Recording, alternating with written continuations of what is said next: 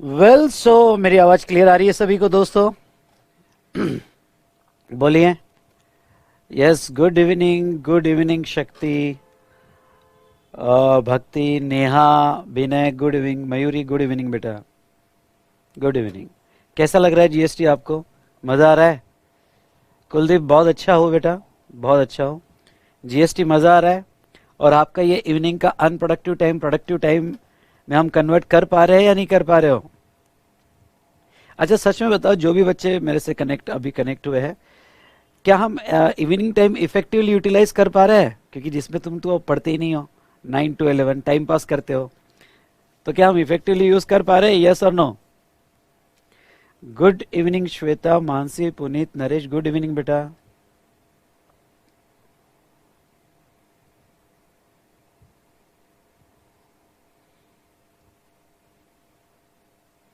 Yes, Shweta का answer आ गया, yes sir, हम अच्छा यूज कर पा रहे हैं। और जिसका भी इनकम टैक्स नहीं हुआ है, मुझे ये बताइए कि क्या जीएसटी अच्छे से हो पा रहा है?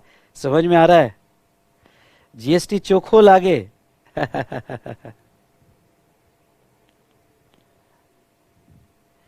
थैंक यू बेटा। आदित्य, या ऋषि, गुड इवनिंग बेटा, गुड इवनिंग। प्रिया, जगजीत, कनिका, गुड इवनिंग बेटा। चलो सब अपनी फटाफट प्रेजेंट ही लगाओ, और अटेंडेंस के लिए आपको क्या करना है करो फटाफट। यस, सब अटेंडेंस लगाओ अपनी, ऐसे नहीं चलेगा। अटेंडेंस लगाओ सभी लोग। यस मानसी।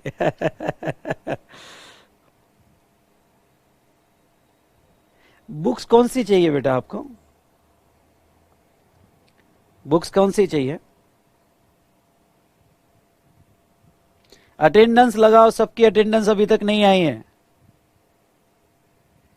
फटाफट अटेंडेंस लगाओ। जीएसटी बाय विशाल सर चोखो लागे।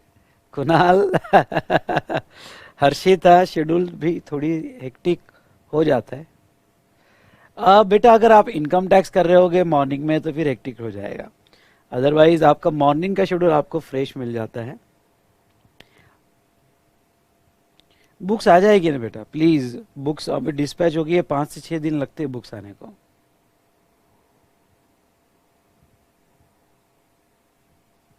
हाँ बेटा, आप ऐसा कर सकते हो, एंड्रॉयड और लैपटॉप 2 वीक नहीं, आप एक साथ नहीं देख सकते हो, लेकिन आप अल्टरनेट कभी भी देख सकते हो। आपको एंड्रॉयड पे देखना है, बाद में लैपटॉप पे देखना है, तो यस आप देख सकते हो।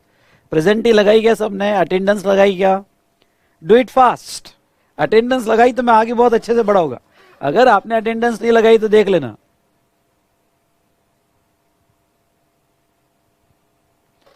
यस बेटा, आपको हमारे वेबसाइट पे लॉगिन करना पड़ेगा, आपने कहीं भी पोर्टल से बाय किया होगा। और अगर आप हमारे वेबसाइट से लॉगिन करते हो तो वो केस में कैसे लॉगिन करना चाहिए, डिस्क्रिप्शन में उसका वीडियो मैंने दिया है।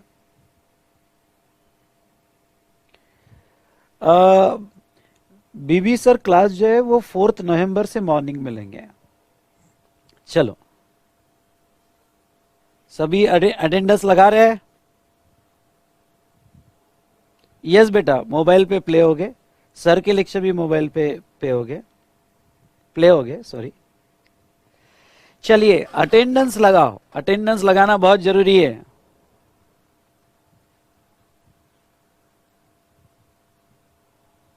गुड इवनिंग बेटा, गुड इवनिंग। चलिए स्टार्ट करते हैं। आज हम आईजीएसटी का हिस्ट्री जानेंगे। यस बिल्कुल, आईजीएसटी का हिस्ट्री, आईजीएसटी तो पढ़ा दिया है, पर आईजीएसटी स्टेट को क्यों मिलता है वो हम देखेंगे। मेरा 8 नवंबर से सेकंड बैच मॉर्निंग में है। इंक्रिप्टेड सॉफ्टवेयर आपके लॉगिन से ही डाउनलोड होगा। आपको वी स्मार्ट एकेडमी के पोर्टल पे लॉगिन करना पड़ेगा, जिसका वीडियो मैंने डिस्क्रिप्शन में दिया हुआ है। चलिए, सभी लोगों ने अटेंडेंस नहीं लगाया, गलत बात है। अटेंडेंस लगाओ तो मुझे पता चलेगा। डन।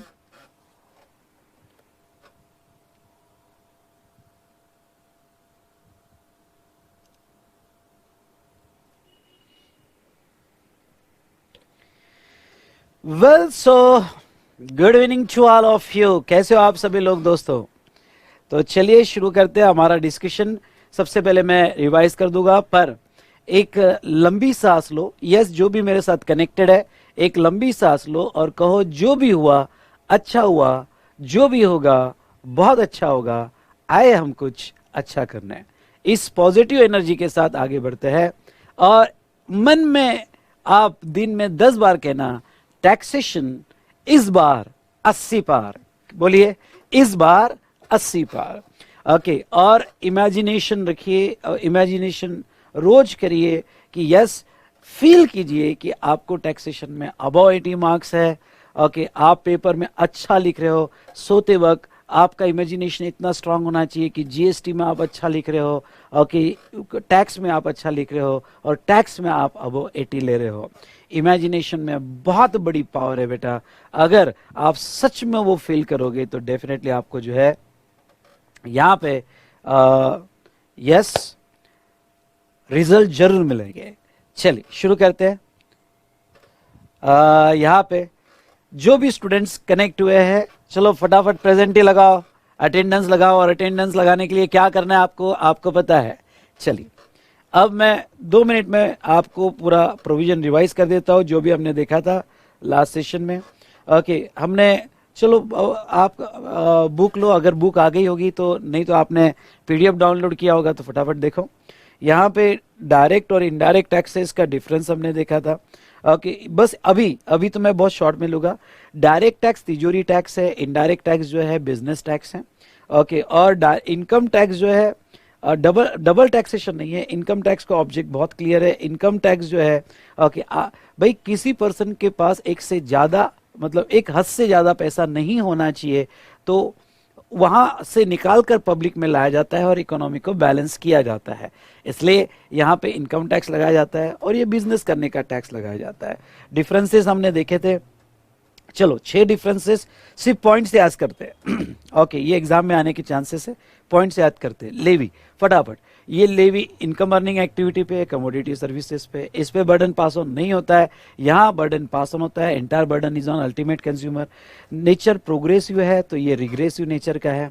उसके बाद में ये जो है इनकम जेब में आने के बाद नेक्स्ट ईयर में पे करना पड़ता है, तो ये पहले पे करना पड़ता है। उसके बाद में कलेक्शन और ईयरली बेसिस है, थोड़ा डिफिकल्ट है, तो ये जो है कलेक्शन रिलेटिवली इजियर है, क्योंकि यहाँ psychology to avoid the tax नहीं है। मोस्ट ऑफ द केस में हम क्या सोचते हैं कि भाई कलेक्ट एंड पे, हम क्यों अवॉइड करें। हाँ, कुछ क्रॉनिकल टैक्स इवाइडर अपने प्रोडक्ट की प्राइस और सर्विस की प्राइस कम रखने के लिए वो इवाइड करने की कोशिश करते हैं।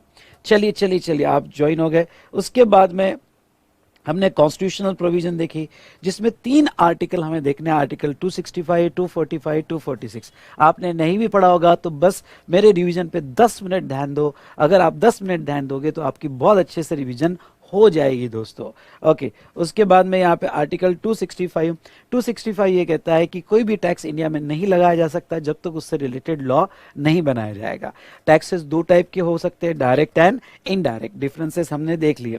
उसके बाद में आर्टिकल 246 कहता है, 245 कहता है कि अच्छा लॉ बनाना है, क्योंकि लॉ, जब तक हम लॉ नहीं बनाते तब तक टैक्स नहीं लगा सकते। तो लॉ अगर बनाना है दोस्तों, तो फिर इंडिया लेवल से रिलेटेड लॉ बनाना है तो पार्लियामेंट के पास पावर है, और स्टेट से रिलेटेड लॉ बनाना है तो लेजिस्लेचर ऑफ स्टेट के पास पावर है।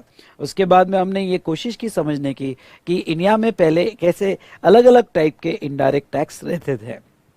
तो इंडिया में एक्साइज था, सेल्स टैक्स था, ऑक्ट्राय था, एलबीटी था। तो जहाँ तक है ऐसे अलग अलग टाइप के यहाँ पे टैक्सेस होते थे। ठीक है, कुछ सेंट्रल को, कुछ स्टेट को, कुछ म्यूनिसिपल कॉरपोरेशन को टैक्स मिलता था गुड्स का। फिर हमने देखा था इंटर स्टेट होगा तो गुड्स में सीएसटी लगता था, इंट्रा स्टेट के केस में सेल्स टैक्स और वैट लगता था। कस्टम्स ड्यूटी 2 टाइप की लगती थी, बेसिक और additional custom duty. ऑक्ट्रा entry tax वगैरह लगते थे, service tax and etcetera. Number of taxes, अलग अलग टैक्सेस थे गुड्स और सर्विसेज पे। ओके, और बाद में जो हुआ कि सारे स्टेट में अलग अलग लॉज होते थे, अलग अलग कंप्लायंस होते थे, अलग अलग डॉक्यूमेंटेशन होता था। और बड़ी बड़ी कंपनीज, फॉरेन कंपनीज इंडिया में आने में डरती थी, क्योंकि वो अगर पूरे इंडिया में बिजनेस करना चाहते हैं तो कंप्लायंस करना उनके लिए पॉसिबल नहीं था, लाइक अमेजोन, ईबे वगैरह। तो जीएसटी लाना, ओके, एक तरह का हम बाहर ये संदेश दे रहे हैं, हम बाहर ये मैसेज दे रहे हैं कि yes, come to India, make the investment in India and start your business because we have formed the uniform law. Okay, now we are going to charge taxes only on unified code of law and that is GST. Okay, उसके बाद में यहाँ पे one nation one tax one market जो ये concept आया, उसके बाद में सेंट्रल और स्टेट ने कि अपने टैक्सेस सब्स्यूम कर दिए, जो मेजर टैक्सेस थे गुड्स के वो सारे सब्स्यूम कर दिए। ये लिस्ट आपको लर्न करना पड़ेगा। ओके, तो सेंट्रल और स्टेट ने सब्स्यूम कर दिए। उसके बाद में कुछ टैक्सेस सब्स्यूम नहीं हुए, जैसे प्रॉपर्टी टैक्स है, स्टैम्प ड्यूटी है, इलेक्ट्रिसिटी ड्यूटी है, और यहाँ पे एक्साइज ड्यूटी ऑन अल्कोहल और पेट्रोल ये आज भी लगेगा, इसके बारे में आज बात करेंगे। बेसिक कस्टम ड्यूटी, ओके, तो वो है। हाँ, कस्टम ड्यूटी दो टाइप की होती है, एक बेसिक कस्टम ड्यूटी और एक एडिशनल कस्टम ड्यूटी। तो बेसिक कस्टम ड्यूटी आज भी लगेगा। हाँ, एडिशनल कस्टम ड्यूटी है दोस्तों, तो एडिशनल कस्टम ड्यूटी जीएसटी आने के बाद नहीं लगेगा। ओके, नाउ नेक्स्ट बेटा, उसके बाद में नेक्स्ट हमने जीएसटी मॉडल को समझा। Credit concept, set of concept हम बाद में देखेंगे, पर जीएसटी मॉडल जो है, ये जीएसटी मॉडल ओके यहाँ पे कैसे वर्क करता है। तो अब ना एक्साइज, आप मैन्युफैक्चरिंग हो, आप ट्रेडर हो, कोई भी हो, ना एक्साइज, ना सेल्स टैक्स, ना ऑक्ट्रा, ना एंट्री टैक्स, नहीं, बस एक ही टैक्स लगेगा और वो है जीएसटी। और ये भी मल्टी स्टेज टैक्स रहेगा, मतलब हर स्टेज पे ये टैक्स लगाया जाएगा। इवन सर्विसेज भी होगी, एक दूसरे को सर्विस दे रहा है, ये आगे सर्विस दे रहा है, तो यहाँ पे भी जीएसटी लगेगा। सेट ऑफ वगैरह मिलेगा, लेकिन सिर्फ मॉडल को समझो। ओके, अब हर जगह जब जब भी इंडिया में गुड्स और सर्विस का सप्लाई होगा, जो उस इवेंट को टच करेगा, ओके, उसे करंट लगेगा और उसके ऊपर जीएसटी लगेगा दोस्तों। उसके बाद में इंडिया में जो मॉडल यूज किया गया, ड्यूअल मॉडल यूज किया गया, dual model of GST use किया गया। ओके, मतलब क्या, मतलब जीएसटी को दो पार्ट में डिवाइड किया गया, and that is CGST and okay SGST. हाँ, but in place of SGST, we sometimes use UTGST, especially in the area when intrastate supply is done, okay, in union territory. We have seen this UTGST concept, okay, in detail. Next, यहाँ पे GST dual model में अगर intrastate supply कैसे हो, तो एक problem लेके मैंने समझाया। हमने एक प्रॉब्लम भी, सिंपल प्रॉब्लम सॉल्व करने की कोशिश की, और टोटल प्राइस पे जीएसटी कैसे निकलता है ये भी समझने की कोशिश की। उसके बाद में बेटा यहाँ पे आईजीएसटी। आईजीएसटी मतलब क्या, बोलो मेरे साथ एक बार फिर से। आईजीएसटी मतलब integrated goods and services tax, ठीक है, integrated goods and services tax, उसे आईजीएसटी कहा जाएगा। अब ये आईजीएसटी कब लगता है, जब इंटरस्टेट सप्लाई हो। ये इंडिया का यूनिक फीचर है, यानी हमने एक्सेप्ट तो ड्यूअल मॉडल किया, लेकिन अपने तरफ से एक और चीज ऐड कर दी, और वो चीज ऐड कर दी आईजीएसटी की, integrated goods and services tax, जो फुल रेट से लगता है, वो पार्ट पार्ट में डिवाइड नहीं होता है, वो फुल रेट से लगता है 9% यानी 18% लगता है। एक बहुत अच्छा एग्जाम्पल हमने यहाँ समझने की कोशिश की कि भाई महाराष्ट्र से जब गुड्स जा रहा है तो पहला सेल इंट्रास्टेट हो रहा है। अगर पहला सेल इंट्रास्टेट हो रहा है तो वहां सीजीएसटी और एसजीएसटी, ओके, सीजीएसटी और एसजीएसटी ये जो है दो टैक्स लगेंगे। मैं पहले कह रहा हूँ, बैकग्राउंड देख रहे हैं, मॉडल को, स्ट्रक्चर को समझने की कोशिश कर रहे हैं। मैं अभी तक एक्ट में आया ही नहीं। तो सीजीएसटी सेंट्रल के पास जाएगा और एसजीएसटी महाराष्ट्र स्टेट के पास जाएगा। मतलब सप्लायर पे करते वक्त ही टीटीएमएम, मतलब तू तेरा मैं मेरा, इन शॉर्ट वो सीजीएसटी अलग से पे करेगा, एसजीएसटी अलग से पे करेगा। लेकिन बेटा आईजीएसटी की अगर बात है, आई रिपीट, आईजीएसटी की बात है, तो आईजीएसटी फुल रेट से लगेगा इन केस ऑफ इंटरस्टेट सप्लाई। वो पूरा सेंट्रल कलेक्ट करेगी और बाद में स्टेट को बांटेगी। ओके, वो कैसे बांटेगी उसके बारे में हम बात करेंगे। नेक्स्ट बेटा, यहाँ पे गुजरात से अगर यहाँ पे अंडमान निकोबार जाता है, यूनियन टेरिटरी में जाता है, तो फिर से यहाँ पे आईजीएसटी लगेगा। ध्यान से सुनिए, फिर से आईजीएसटी लगेगा। देन यूनियन टेरिटरी में इंट्रास्टेट होता है, आई रिपीट, यूनियन टेरिटरी में इंट्रास्टेट होता है, तो वो केस में CGST और UTGST लगेगा, यहाँ SGST नहीं होता है। ओके, ये इंट्रा स्टेट में UTGST लगता है, और ये UTGST का रेवेन्यू अंडमान निकोबार को जाएगा और CGST का रेवेन्यू सेंट्रल को जाएगा।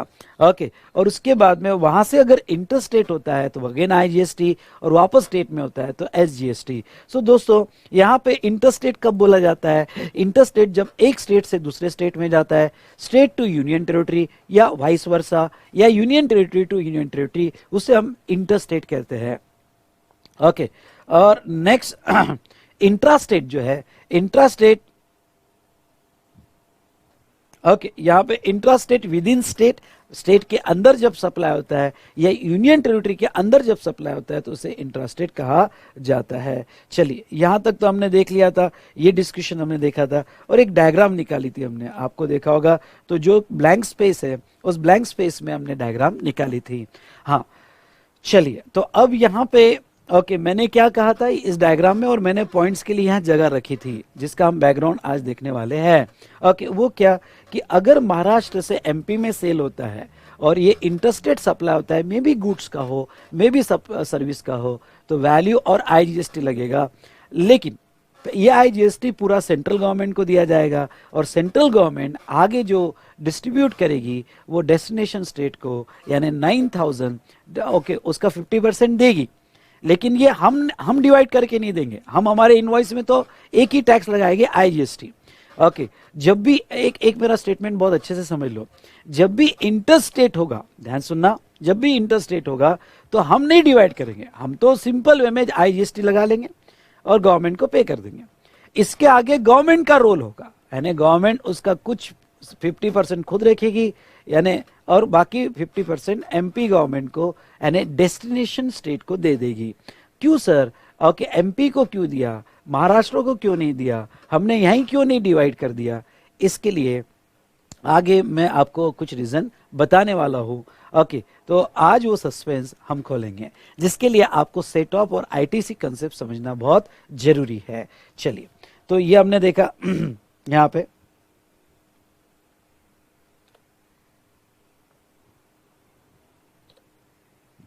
चलो अब नोट्स में यहां आ जाओ, यहां आ जाओ। ओके, तो फटाफट जो हमने देखा वो कंप्लीट कर लेते हैं। जो बेटा CGST लगता है उसके लिए एक्ट है central goods and services act 2017, इस एक्ट के तहत CGST लगता है। उसके बाद में SGST जो लगता है वो state goods and services act 2017, 28 states और 3 यूनियन टेरिटरीज, जिसके बारे में हम बात करेंगे। और UTGST जिसको नाम दिया गया union territory goods and services tax act 2017, ठीक है। यहां GST रेट आपके 50-50% में डिवाइड हो गए, और इन case of interstate supply IGST लगता है, और एक्ट का नाम है यहाँ पे integrated goods and service tax 2017।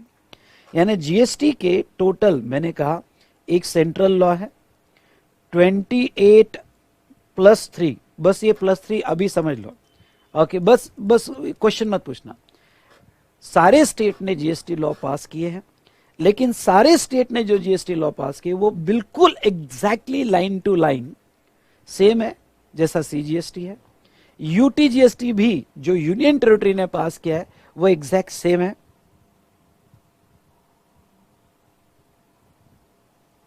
Okay, तो ऐसे सिचुएशन में जो UTGST वो एग्जैक्टली सेम है, और वो जो है CGST जैसा ही है। ओके, इसलिए नाम अलग अलग हो गए, प्रांत अलग हो गए, ओके, देश में अलग प्रांत हो गए, अलग भाषाएं होगी, लेकिन ओके हम हिंदू हैं। ओके, जहां तक देखा जाए तो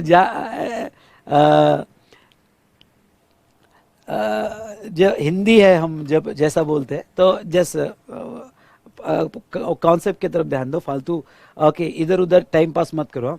तो जहां तक देखा जाए सेंट्रल, स्टेट, यूनियन टेरिटरी, तो जहां तक है सभी लॉ एक जैसे है और वो CGST जैसे है।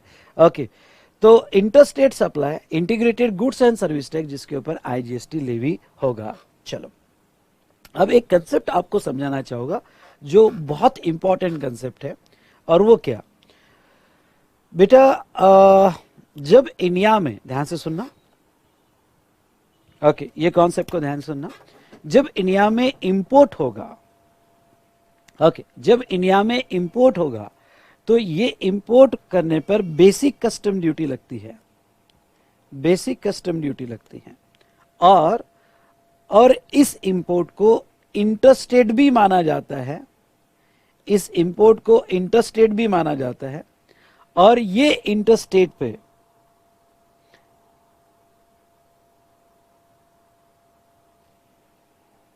ओके, ये इंटरस्टेट माना जाता है, और ये इंटरस्टेट पे यहां पे क्या लगता है, ओके, आईजीएसटी भी लगता है, आईजीएसटी भी लगता है।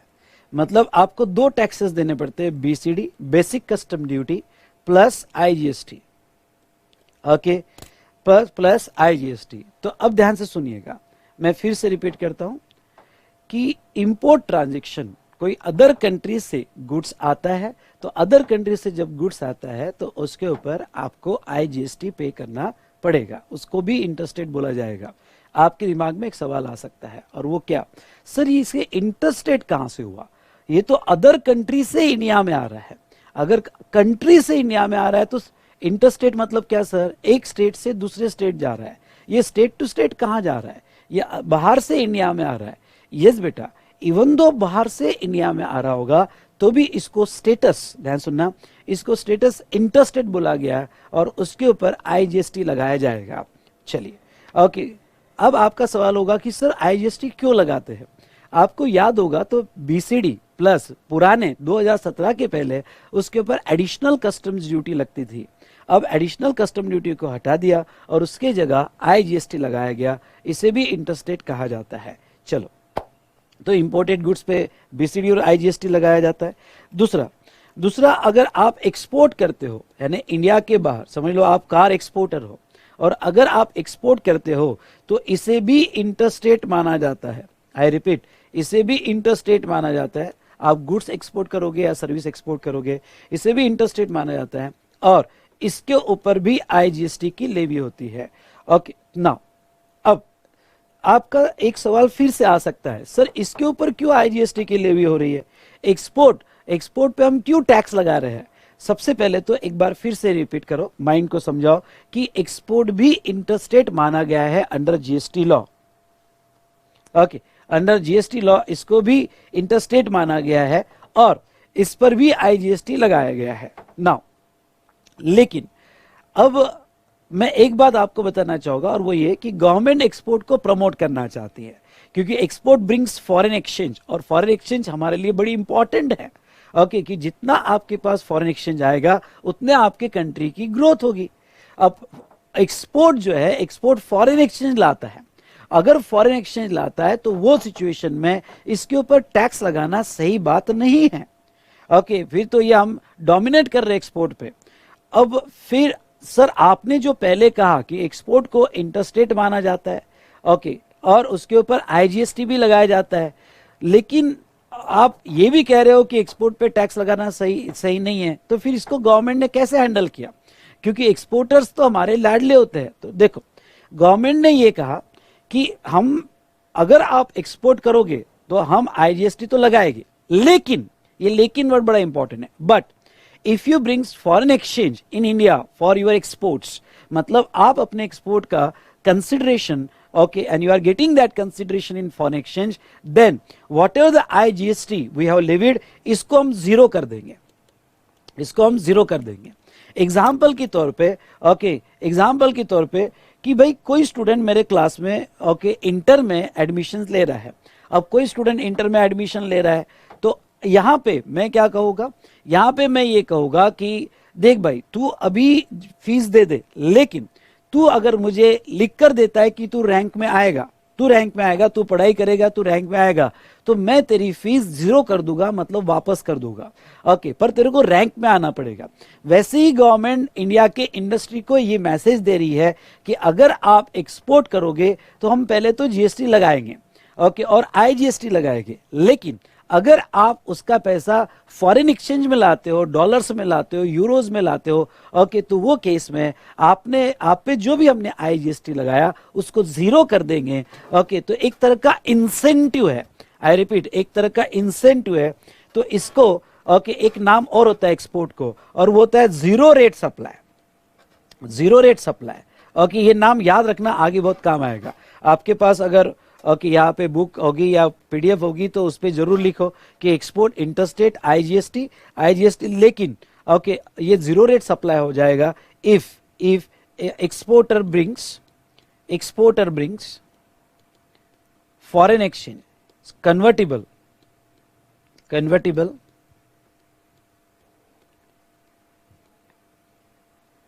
Foreign exchange. अगर वो कन्वर्टिबल फॉरेन एक्सचेंज लाता है तो वो केस में यहां पे जो है ओके वो केस में यहां पे उसका रेट जीरो हो जाता है।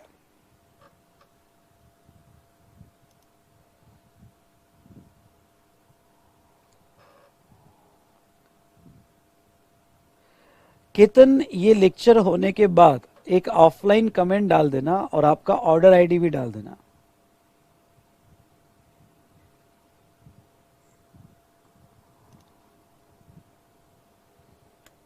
चलिए, तो इसको जीरो रेट सप्लाई कहा जाता है।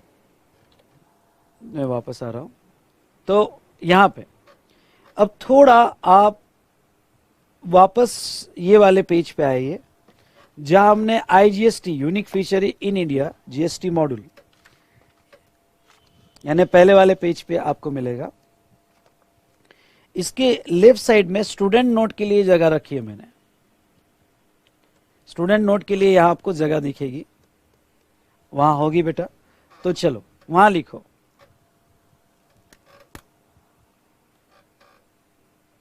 वहां लिखो, लिखो in case of interstate supply, side में वहां लिखो in case of interstate supply,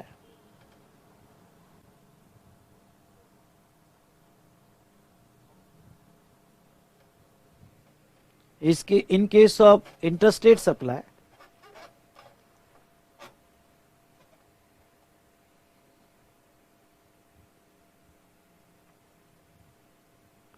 IGST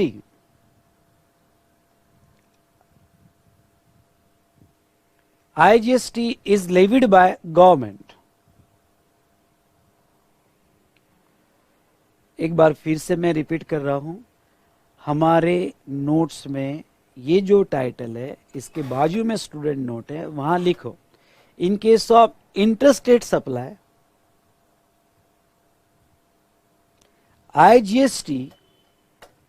IGST is leviable।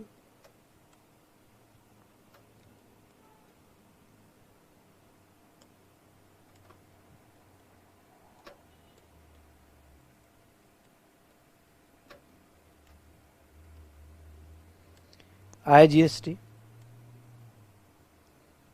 is leviable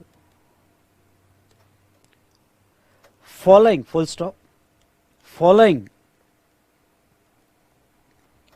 are called as interstate supply।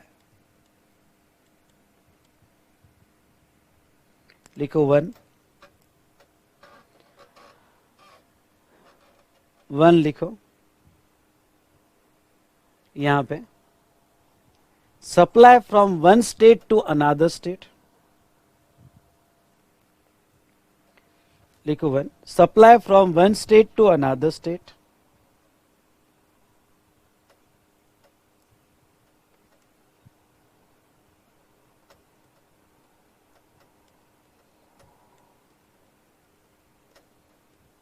another state। Second, supply from state to UT or vice versa, state to UT or vice versa। Third, state to UT or vice versa. Third, supply from UT to UT. Supply from UT to UT. Fourth, import, हाँ इसको भी interstate बोलते हैं, import of goods or services, import of goods or services. And 5, export of goods or services. Export of goods और services. तो ये 5 cases interstate supply मानी जाती है. ये 5 केसेस इंटरस्टेट सप्लाई मानी जाती है.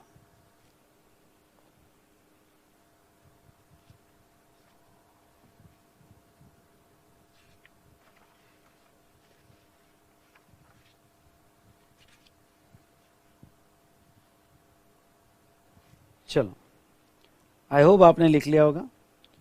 जीरो रेट वाला फिर से एक बार बता दूं. अगर आप एक्सपोर्ट ऑफ गुड्स या सर्विसेज करते हो तो गवर्नमेंट इसके ऊपर इंटरस्टेट कह के IGST लगा देती है. लेकिन बट इफ अगर इसका कंसिडरेशन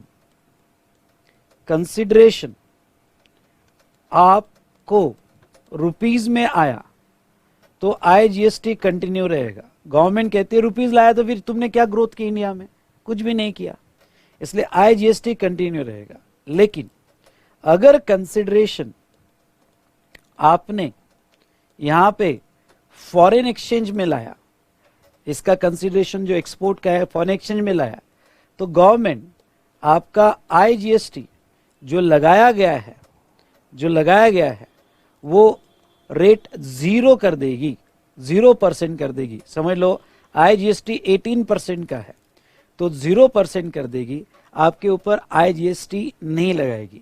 इसलिए वो एक्सपोर्ट सप्लाई जहां पे पैसा कंसिडरेशन फॉरेन एक्सचेंज में है उसे जीरो रेट सप्लाई भी कहा जाता है. ये एक तरह का इंसेंटिव है गवर्नमेंट इंसेंटिव दे रही है कि चल तू फॉरेन एक्सचेंज में ला, हम तुझे जो है जीरो रेट करके देते हैं. डन. तो इस तरह से हमने यहां पे ये कॉन्सेप्ट कंप्लीट किया. नाउ आपके सवाल अभी भी वैसे ही होंगे कि सर IGST स्प्लिट क्यों नहीं किया, IGST गवर्नमेंट को ही कलेक्ट करना था. ये सवाल वैसे ही रहने दो अभी, क्योंकि वो सारे सवालों का जवाब अगर आपको चाहिए तो आज का लेक्चर जो है ब्रेक के पहले, ये आज का लेक्चर आपको पहले मेरे से सुनना पड़ेगा और फिर आखिरी में वो सस्पेंस को लेगा. ठीक है. और इंपोर्ट के केस में भाई इंपोर्ट पे हम अगर आपका सवाल होगा कि सर ठीक है, आपके दिमाग में एक सवाल आ सकता है, ये तो आपने एक्सपोर्ट पे कहा, इंपोर्ट पे क्या, इंपोर्ट पे सीधा IGST लगेगा. हम इंपोर्ट को हम इंपोर्ट को प्रमोट नहीं करते. अरे फिरंगियों का गुड्स हमारे यहाँ आया, हम जीरो रेट क्यों दे. इंपोर्ट पे तो IGST लगाएंगे, पूरा लेंगे कैश में, क्योंकि फिरंगी हमारे यहाँ आ रहे हैं तो हम पूरा टैक्स लेंगे. लेकिन हम एक्सपोर्ट को जरूर प्रमोट करेंगे. और एक्सपोर्ट के केस में बेटा वो सिचुएशन में हम जीरो रेट का बेनिफिट तब देंगे जब पैसा वो कन्वर्टिबल फॉरेन एक्सचेंज में ला रहा है. अगर वो रुपीज में ला रहा है तो हम कोई भी बेनिफिट नहीं देंगे. इसलिए इसको जीरो रेट सप्लाई भी कहा जाता है. चलिए ओके, और उसके बारे में और बातचीत करेंगे बाद में, बस यहां तक रोक दो. चलिए ठीक है.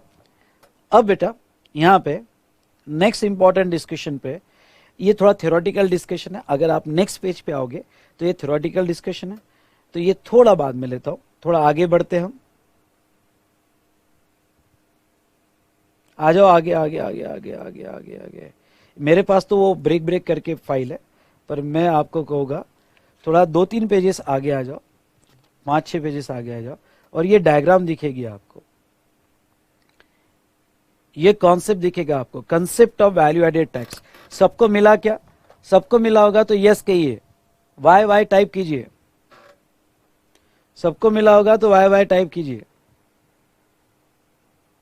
ये वाला।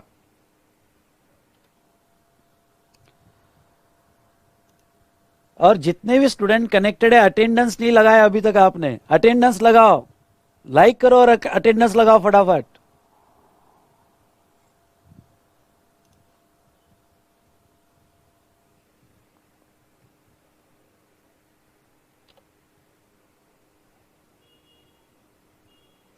चलो, concept of value added tax, थोड़ी हिस्ट्री समझ लो।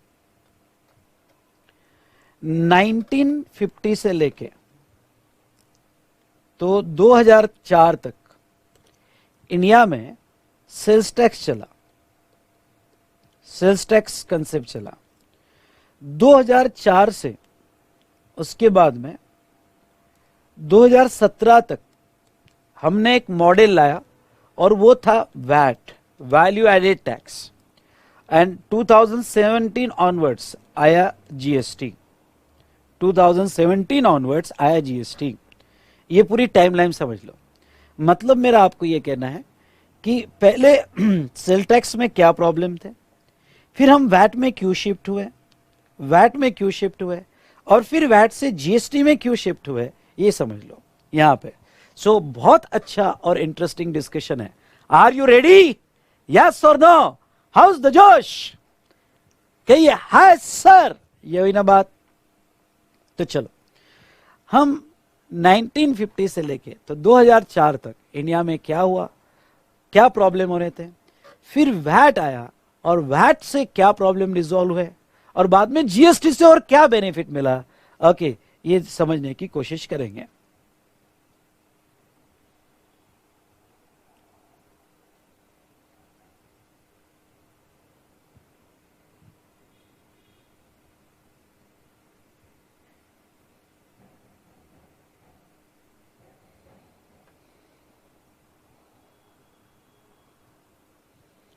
जस्ट अ मिनट बेटा।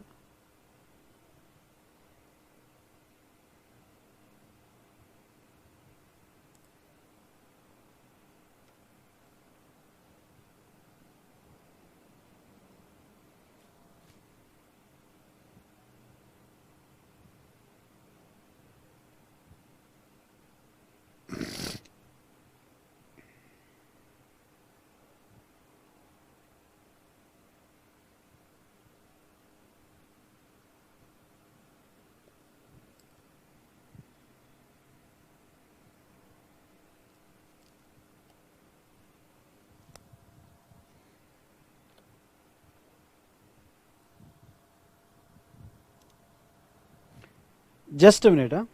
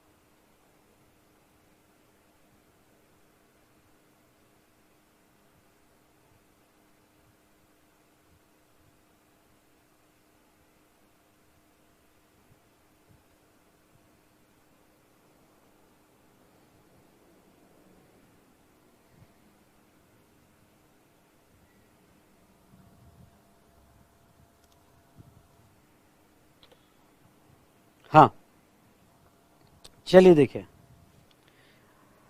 अब मैं आपको थोड़ा ये कॉन्सेप्ट को फिर से याद दिला दूं।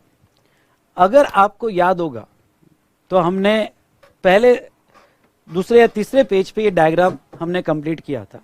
ये डायग्राम में हमने क्या किया था, ध्यान से सुनना, थोड़ा स्लो चलूंगा और फिर मैं स्पीड पकड़ूंगा। हाँ, थोड़ा स्लो चलूंगा। ये डायग्राम में हमने क्या किया था, ये डायग्राम में ओके सेल्स टैक्स लगाया था हर स्टेजेस पे, और इंडिया में ऐसा हुआ 1950 से लेके since from 1950 till 2004 sales tax on 11 था और 10,000, दिस सेल्स टैक्स 1,000, ये जो 1,000 सेल्स टैक्स है it is included in 13,000 because 11,000 plus 2,000 यानी 13,000। अब ये 1,000 रुपए ये इसमें इंक्लूडेड है, उस पर फिर से सेल्स टैक्स लगा, यानी ये हुआ टैक्स ऑन टैक्स, जिसको हम कैस्केडिंग इफेक्ट कहते हैं, टैक्स ऑन टैक्स हुआ। ओके यानी 1,000 पे तो फिर से टैक्स लगाई, ओके प्लस 10,000 पे, ओके ये जो 10,000 था ये भी 13,000 में इंक्लूडेड है, उस पर भी एक बार फिर से टैक्स लगा, यानी वैल्यू पे तो टैक्स लगी बार बार टैक्स लग रहा है, टैक्स पे टैक्स भी लग रहा है, जिसे हम कहते हैं कैस्केडिंग इफेक्ट। फिर से यहां लगा, फिर से यहां लगा, जब तक अल्टीमेट कंज्यूमर तक नहीं जाता है तब तक एक ही प्रोडक्ट कोई बदल नहीं रहे। मोबाइल जो बना बस हैंड शिफ्ट हुए कि टैक्स लगा। तो ये कैस्केडिंग इफेक्ट की वजह से कंज्यूमर परेशान था, इंडस्ट्री परेशान थी, लोगों बहुत से इकोनॉमिक्स की डिमांड थी कि नहीं ये गलत है, इतना टैक्स कलेक्ट करना एक तरह की लूट है, यानी प्रोडक्ट जब तक कंज्यूमर के हाथ में जाता है तब तक तो आप टैक्स और सेम वैल्यू पे फिर से टैक्स लगा, तो ये बात गलत है। तो ऐसे सिचुएशन में हमें जो है एक मॉडल जो बहुत सारी कंट्री यूज कर रही थी, वैट वैल्यू एडेड टैक्स, यानी टैक्स सिर्फ हम वैल्यू एडिशन पे लगाए, ओके जो वैल्यू ऑलरेडी ऐड हो चुकी है उस पे ना लगाए। मतलब क्या, मतलब value added tax, okay value added tax जिसको हम वैट कहते हैं, कि जितना वैल्यू एडिशन होगा हर स्टेज पे उतने ही वैल्यू पे टैक्स लगाया जाए, एक्स्ट्रा टैक्स ना लगाया जाए। तो इसके बारे में 2004 में कॉन्सेप्ट को सीरियसली सोचा गया और वैल्यू एडेड टैक्स लाया गया। ध्यान सुनना, वैल्यू एडेड टैक्स लाया गया, ठीक है।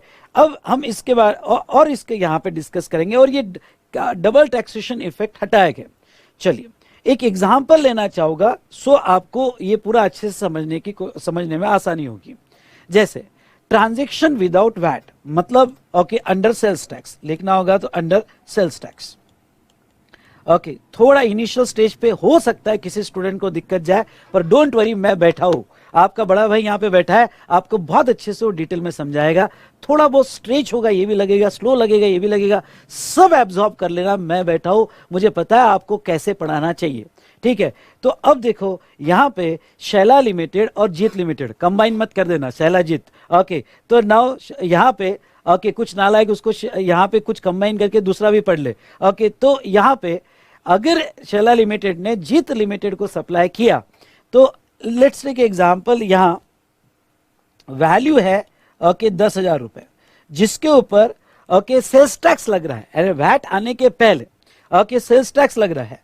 तो वो सिचुएशन में यहां पे ये जो सेल्स टैक्स लग रहा है okay at the rate 10%, assume करते हैं एट द रेट 10%, यानी 1,000 रुपए, ओके। तो अब 1,000 रुपए जो है यहां पे सेल्स टैक्स लग रहा है, चलो इसकी परचेस क्या 11,000 हुई। वैल्यू एडिशन समझ लो यहां, ओके वैल्यू एडिशन, ध्यान से सुनना, बड़ा मजेदार कंसेप्ट है। वैल्यू एडिशन यहां पे ओके 5,000 रुपए है, तो पहले जो है वैट नहीं था, सेल्स टैक्स था, तो 11,000 यहां हुआ 11,000, यहां हुआ 11,000, ओके प्लस 5,000 यानी कितना हुआ 16,000। वैल्यू एडिशन में सब आ गया, प्रॉफिट आ गया, एक्सपेंसेस आ गया, तो दोस्तों वैल्यू आगे वो 16,000 लगा रहा है। अब ये 16,000 पे वैल्यू जो आगे लगा रहा है उसके ऊपर फिर से सेल्स टैक्स लग रहा है।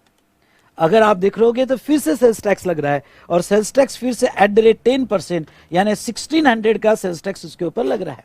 अब 1600 का सेल्स टैक्स उसके ऊपर लगेगा, यानी 17,600 ये उसकी वैल्यू होगी। ये तो मैंने दो ही स्टेज लिया, अगर आप मैन्युफैक्चरर, डिस्ट्रीब्यूटर, होलसेलर, रिटेलर, तो बाप रे टैक्स पे टैक्स होते जाएगा। यहां तो मैंने दो ही ट्रांजेक्शन्स लिए।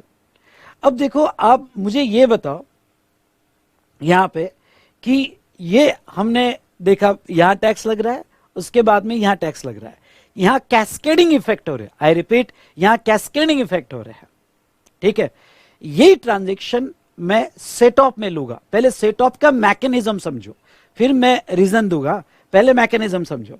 अब क्या है यहां पे ट्रांजैक्शन विथ वैट, वैट मतलब लिख दो value added tax, value added tax मतलब 2004 के बाद वैट कंसेप्ट आया।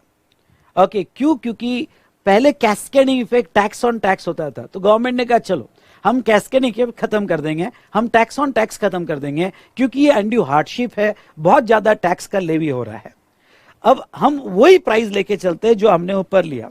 जैसे इसकी वैल्यू, अगर वैल्यू हम 10,000 ले, ओके 10,000 रुपए ले, और उसके ऊपर हम यहाँ पे अब सेल्स टैक्स वर्ड नहीं यूज करूंगा, अब वैट वर्ड यूज करूंगा।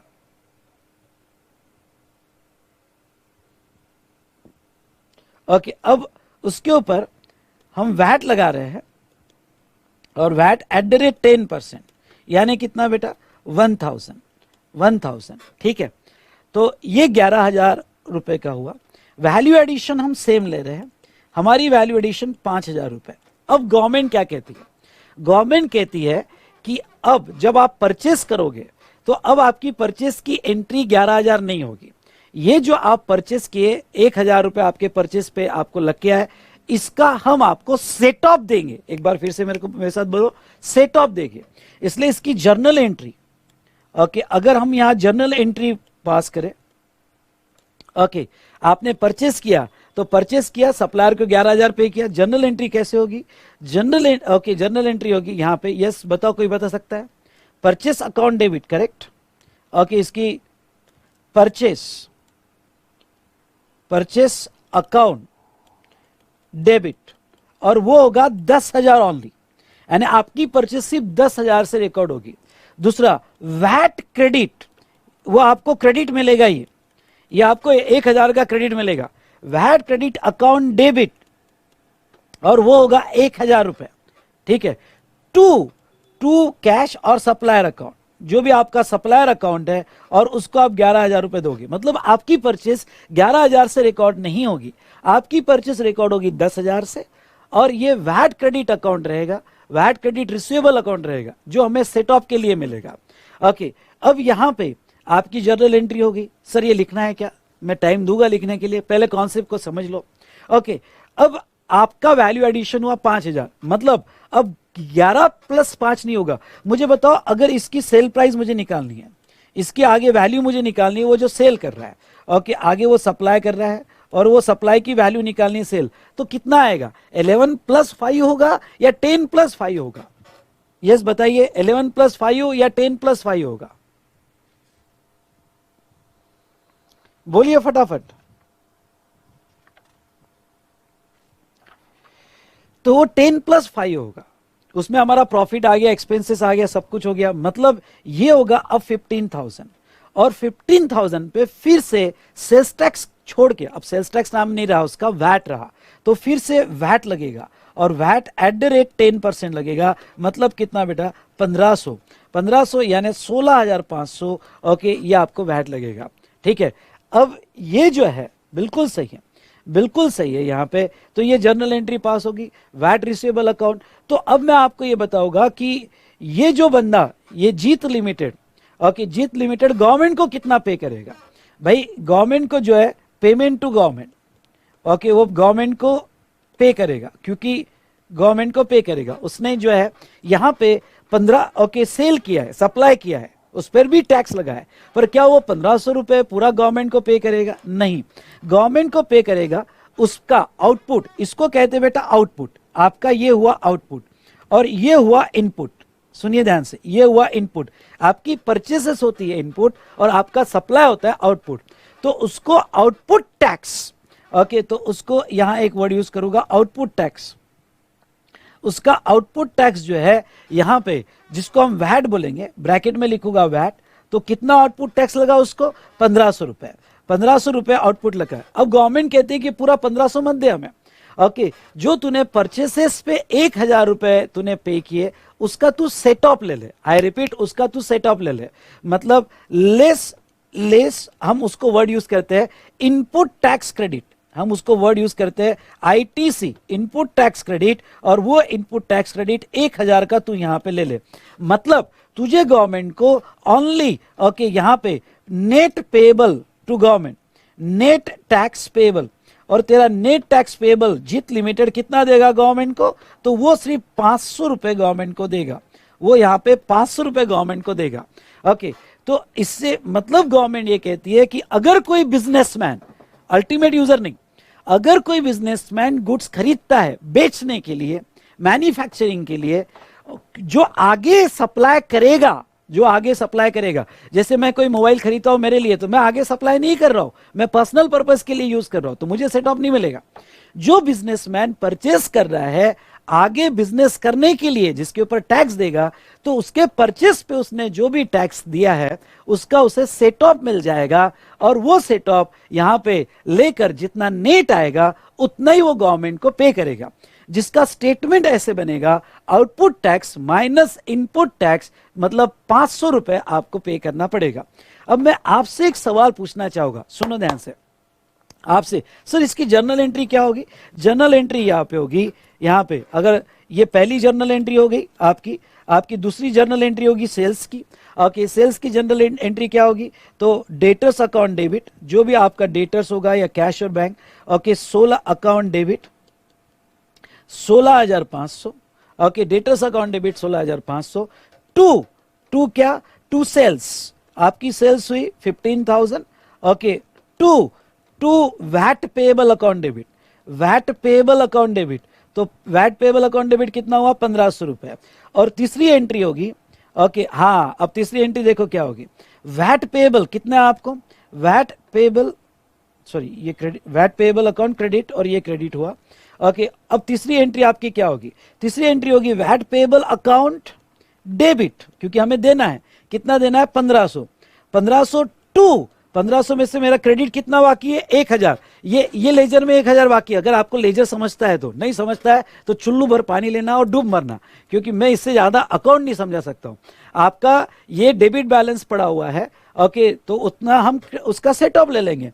तो यहां पे to VAT credit account, VAT credit account account यहां पे 1000 रुपए, ओके टू कैश और बैंक, ओके बाकी हम कैश और बैंक से गवर्नमेंट को पे कर देंगे 500 रुपए, हो गया। मतलब आपको इतना, आपका देखो दोनों अकाउंट मैच हो जाएगा, इधर वैट पेएबल क्रेडिट हुआ, इधर डेबिट कर दिया, उधर यहाँ पे डेबिट हुआ, इधर उसको क्रेडिट कर दिया, दोनों मैच हो गए, और कैश और बैंक आपको एक्स्ट्रा पे करना पड़ेगा। दोस्तों ये जर्नल एंट्रीज आपको समझ में आई क्या? अगर मुझे बाकी कुछ मत पूछना, बाकी कुछ मत पूछना, मुझे बताओ कि ये जर्नल एंट्री समझ में आई क्या? यस और नो, यस और नो, फटाफट बताओ।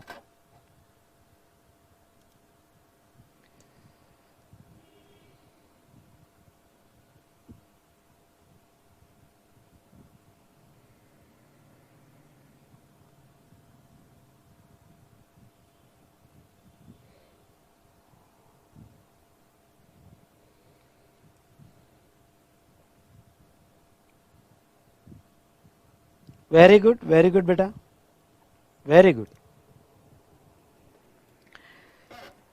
चलिए अब कुछ बातें और डिस्कस करते हैं। मुझे बताओ, same purchase value, same value addition, पर यहां प्राइस 17,600 जा रही है कस्टमर को, 17,600 जा रही है। Same purchase value, same value addition, यहां प्राइस 16,500 जा रही है। मतलब डिफरेंस जो आ रहा है, दोनों में डिफरेंस जो आ रहा है वो 16,500 और ये 17,600, 1,100 रुपए का डिफरेंस आ रहा है दोस्तों, 1,100 रुपए का डिफरेंस आ रहा है। कोई बता सकता है कि ये 1,100 रुपए का डिफरेंस क्यों आया? सेम वैल्यू एडिशन है, सेम परचेस प्राइस है, 1,100 रुपए का डिफरेंस क्यों आया? कोई बता सकता है?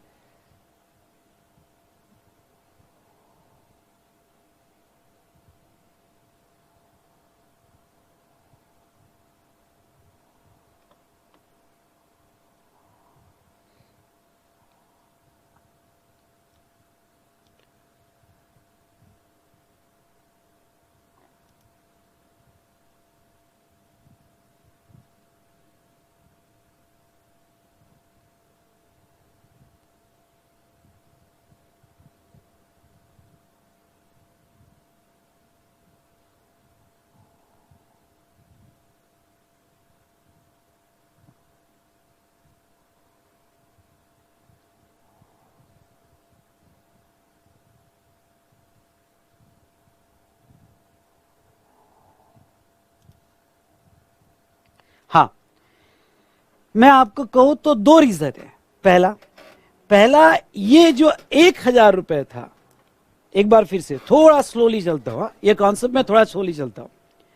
ये जो 1,000 11,000 में इंक्लूडेड था, 11 प्लस 5 यानी हमने 16 किया। क्यों? क्योंकि 2004 के पहले सेट ऑफ नहीं मिलते थे, तो इसलिए वो 1,000 पे फिर से 10% लगा। मतलब ओके, 1,100 रुपए का डिफरेंस कैसे है बता दो। वो 1,000 पे फिर से 10% लगा, मतलब 100 रुपीज का वो डिफरेंस प्लस यानी 100 यानी 1,000 पे डबल 10% यानी 100 रुपीज प्लस जो गुड्स की वैल्यू 10,000 रुपए थी, ऑलरेडी वो 10,000 पे गवर्नमेंट टैक्स कलेक्ट कर चुकी थी। उसके बाद वैल्यू एडिशन 5,000 रुपए ही होगा। अगर उसके बाद वैल्यू एडिशन 5,000 रुपए हुआ तो टोटल 10 प्लस 5 प्लस 1 यानी टोटल 16 पे टैक्स कलेक्ट करना सही बात नहीं है। क्यों? क्योंकि उस गुड्स के 10,000 के पार्ट पे गवर्नमेंट टैक्स ले चुका है। अगर गवर्नमेंट को टैक्स लेना है तो अब जितना वैल्यू एडिशन है उस पे ले। लेकिन गवर्नमेंट ने क्या किया, गवर्नमेंट ने ये 16,000 पे जब टैक्स लगाया तो वो 10,000 पे भी फिर से टैक्स लिया, और एक सेम गुड्स है तो भी फिर से टैक्स लिया, और उसके टैक्स पे टैक्स लिया। यानी 10,000 का 10% कितना होता है बेटा? 1,000 रुपए। तो वो 1,000 प्लस 100 ऐसे 1,100 रुपए पे टैक्स ले लिया, मतलब 1,100 रुपए एक्स्ट्रा लिए गवर्नमेंट ने। लॉजिक ये है कि 10,000 पे गवर्नमेंट, गुड्स तो वही है, सब कुछ वही है, ओके, 10,000 पे गवर्नमेंट ऑलरेडी टैक्स ले चुकी है, तो फिर वापस से उस 10,000 पे क्यों? जितना वैल्यू एडिशन हुआ उतने पे ही ना। चलो इस एग्जाम्पल को हम थोड़ा और अच्छे से समझने की कोशिश करते हैं। इस एग्जाम्पल को समझ लो, आपने गलती से मेरा एग्जाम ओरिएंटेड कोर्स परचेस कर लिया जिसकी प्राइस है 5,000 रुपए। एग्जाम ओरिएंटेड कोर्स परचेस कर लिया गलती से मेरे वेबसाइट से, जिसकी वैल्यू 5,000 रुपए है। फिर आपको पता चला कि यार 5,000 रुपए का कोर्स तो मैंने ले लिया, पर मुझे तो रेगुलर चाहिए था, और रेगुलर की प्राइस है समझ लो 8,000 रुपए। आपने मेरे स्टाफ को कॉल किया और उनको कहा कि नहीं सर, ओके, मुझे रेगुलर चाहिए था, गलती से मैंने एग्जाम ओरिएंटेड ले लिया। मेरे स्टाफ ने कहा नहीं, अब कुछ नहीं हो सकता, आपको नया 8,000 का एक रेगुलर कोर्स खरीदना पड़ेगा। कैसा लगेगा आपको? आप तो यही सोचोगे ना कि सर मैं ऑलरेडी 5,000 रुपए दे चुका हूं, वो एडजस्ट कर लो सर, कोर्स वो एडजस्ट कर लो, और ऊपर का जो एक्स्ट्रा है 3,000 वही लो मेरे से। वैसे ही एक बिजनेसमैन की फीलिंग थी कि अगर गुड्स के 10,000 वैल्यू पे ऑलरेडी गवर्नमेंट टैक्स ले चुकी है, तो अब आगे वापस वो 10,000 पे क्यों? जितना वैल्यू एडिशन है उस पे लो। यानी हमने जो ऑलरेडी टैक्स दिया है उसका सेट ऑफ दो हमें, उस पे डबल क्यों लेते हो? कैस्केडिंग इफेक्ट क्यों लेते हो?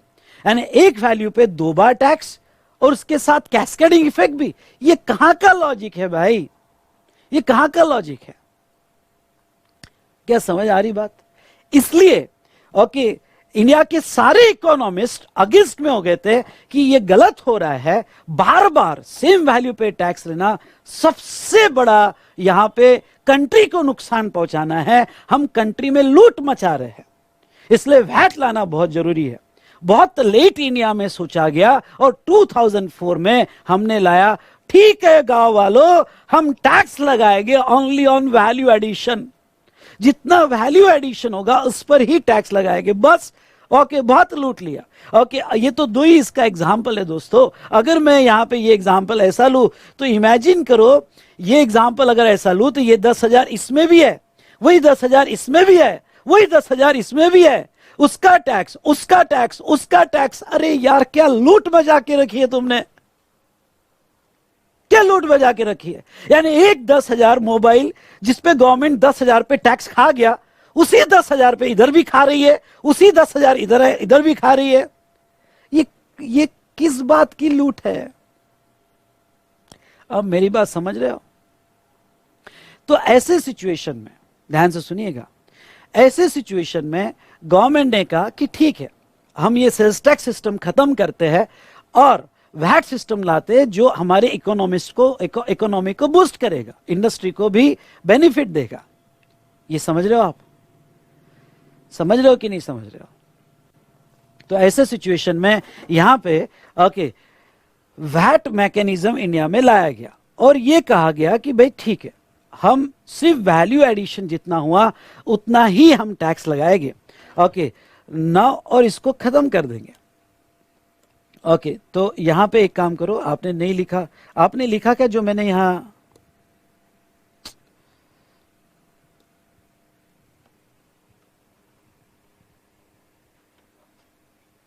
जस्ट अ मिनट बेटा,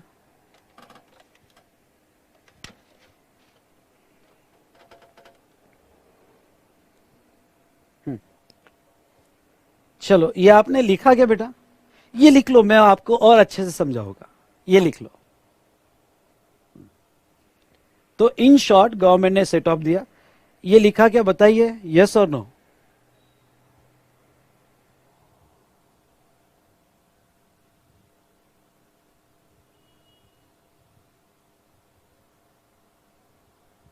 हाँ ये लिख लिया आपने? चलो लिखो फटाफट, मैं टाइम देता हूं, डू इट फास्ट।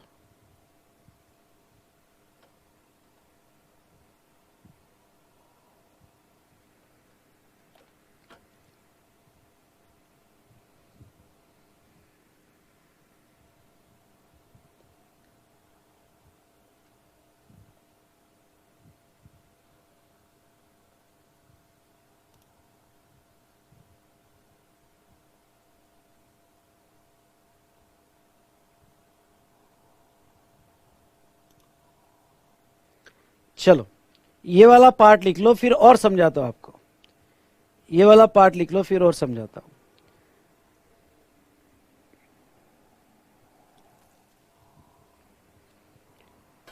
फिर और समझाता हूं, डू इट फास्ट।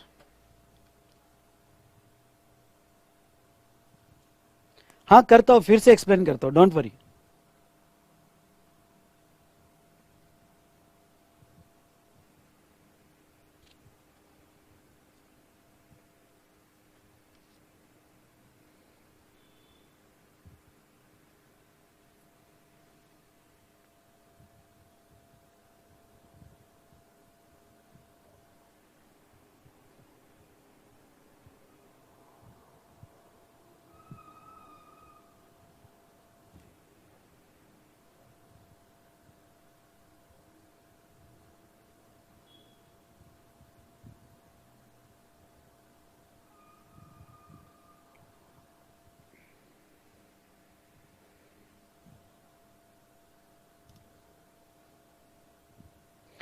ये लिख लो बेटा, फिर समझाता हूं।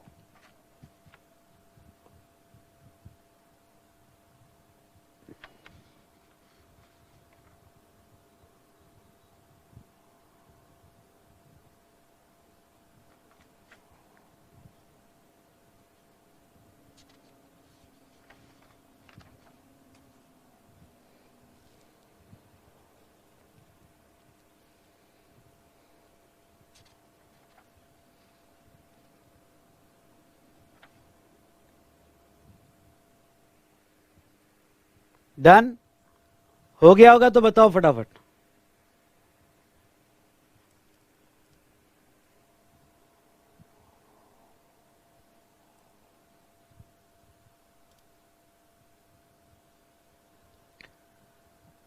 जो स्टूडेंट यहां ऑनलाइन डाउनलोड करके देखेंगे वो पॉज करके लिख लिया करो।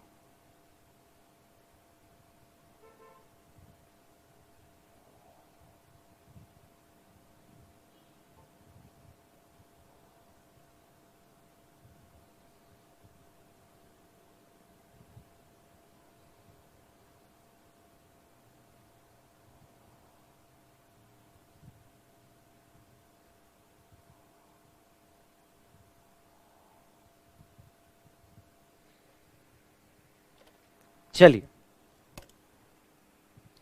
एक बार फिर से, एक बार फिर से, पहले तो दिमाग में फिट कर दो, पहले तो दिमाग में फिट कर दो कि हमें सेट ऑफ गवर्नमेंट ने दिया है। अगर आप दिमाग में ये फिट नहीं करोगे तो फिर मुश्किल है आगे बढ़ना। कोई स्टूडेंट ये सोच रहा होगा कि भाई सर क्यों सेट ऑफ दिया गवर्नमेंट ने। भाई कभी कभी पब्लिक के लिए और बिजनेसमैन के लिए सोचना पड़ता है, इतना लूट मत मचाओ कि आप टैक्स पे टैक्स ले रहे हो, इसलिए गवर्नमेंट ने सेट ऑफ दिया। इसलिए वो बिजनेसमैन जो आगे बिजनेस करेगा, आई रिपीट, वो बिजनेसमैन जो आगे बिजनेस करेगा, परचेस पे अगर उसको टैक्स लग कर आया है, आई रिपीट, परचेस पे उस पे टैक्स लग के आया है, तो वो सिचुएशन में उस टैक्स का उसको सेट ऑफ दिया जाएगा। मतलब वो एंट्री कैसे पास करेगा, purchase account debit to purchase account debit VAT credit account debit, मतलब वो वैट का उसको क्रेडिट मिलने वाला है। क्रेडिट का मतलब सेट ऑफ मिलने वाला है, यहां क्रेडिट का मतलब set of, input tax credit मिलने वाला है टू सप्लायर अकाउंट। तो डेबिट बैलेंस 1000 दिखेगा, ये हमारा डेबिट बैलेंस दिखेगा, मतलब ये हमको उसका सेट ऑफ लेना है। उसके बाद में सेल्स की एंट्री हुई जिसमें हमें वैट पेबल है, तो इतना वैट देना है, ओके, वैट पेबल इतना देना है। अब हम थर्ड एंट्री करेंगे कि भाई वैट पेबल अकाउंट डेबिट, क्योंकि ये हमने उसका क्रेडिट यानी लायबिलिटी क्रिएट की, हमने वैट पेबल की लायबिलिटी क्रिएट की। अब वो लायबिलिटी को पूरा करते हैं, पूरा करते हैं तो लेजर कैसा होगा। अगर आपके बेसिक अकाउंट कंसेप्ट ही क्लियर नहीं तो मैं जर्नल एंट्री नहीं पढ़ा सकता हूं। फिर हमने जो लायबिलिटी क्रिएट की वो कैसे पूरी करेंगे, तो हम उसको डेबिट मारेंगे टू, उसमें से सेट ऑफ लेंगे और बाकी कैश और बैंक, बाकी कैश और बैंक, ओके, ये एडजस्ट करेंगे। थोड़ा आप उसके ऊपर सोचना, लेजर निकालना, इससे ज्यादा मैं इसमें एक्सप्लेन नहीं कर सकता हूं। एक्चुअली मैंने तो सिर्फ इतना एक्सप्लेन करना चाहिए और इतना ही मेरे जीएसटी में काम का है, और वो क्या, output tax 1500 less input tax 1000 यानी नेट जीएसटी पेबल 500। मेरे जीएसटी में तो इतने ही काम का है, मेरे जीएसटी में जर्नल एंट्री करने की जरूरत नहीं है, वो तो सिर्फ आपको समझाने के लिए मैंने बताया। अगर कुछ स्टूडेंट्स को जनरल एंट्री नहीं समझती है तो 2-3 बार पढ़ो, उसको ध्यान में आ जाएगा कि वो सेट ऑफ है, ओके, नेट 500 रुपए। अब आपका एक सवाल हो सकता है, सर अगर आप कह रहे हो कि टैक्स वैल्यू एडिशन पे होना चाहिए तो हमने 15,000 पे क्यों टैक्स लगाया, हमने डायरेक्ट 5,000 पे लगाना था। नहीं बेटा, ओके, इंडिया में वो मेथड नहीं है, आई रिपीट, इंडिया में वो मेथड नहीं है। ओके, इंडिया में मेथड ऐसी है, जैसे भाई हम गवर्नमेंट को कितना टैक्स दे रहे हैं, हम गवर्नमेंट को कितना टैक्स दे रहे हैं, 500 रुपए दे रहे हैं ना, तो 500 रुपए, और रेट क्या चालू है 10%, तो 5,000 का 10% यानी हम दे 500 ही है, पर 500 डायरेक्ट 5,000 का नहीं दे रहे।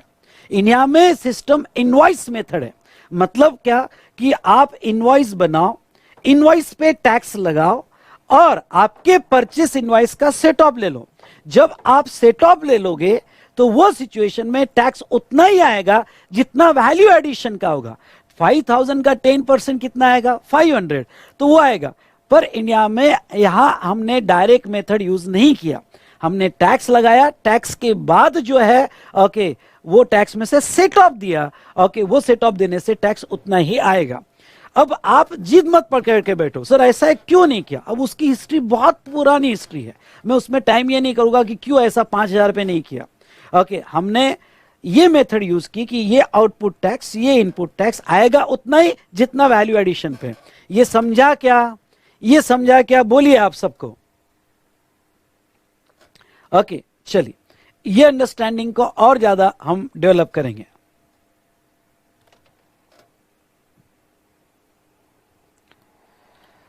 अब पूरी चेन में हम इसको डिस्कस करने की कोशिश करते हैं, manufacturer to distributor, distributor to okay wholesaler, wholesaler to retailer और कस्टमर। इसमें 2 वर्ड्स यहां पे यूज किया जाएगा।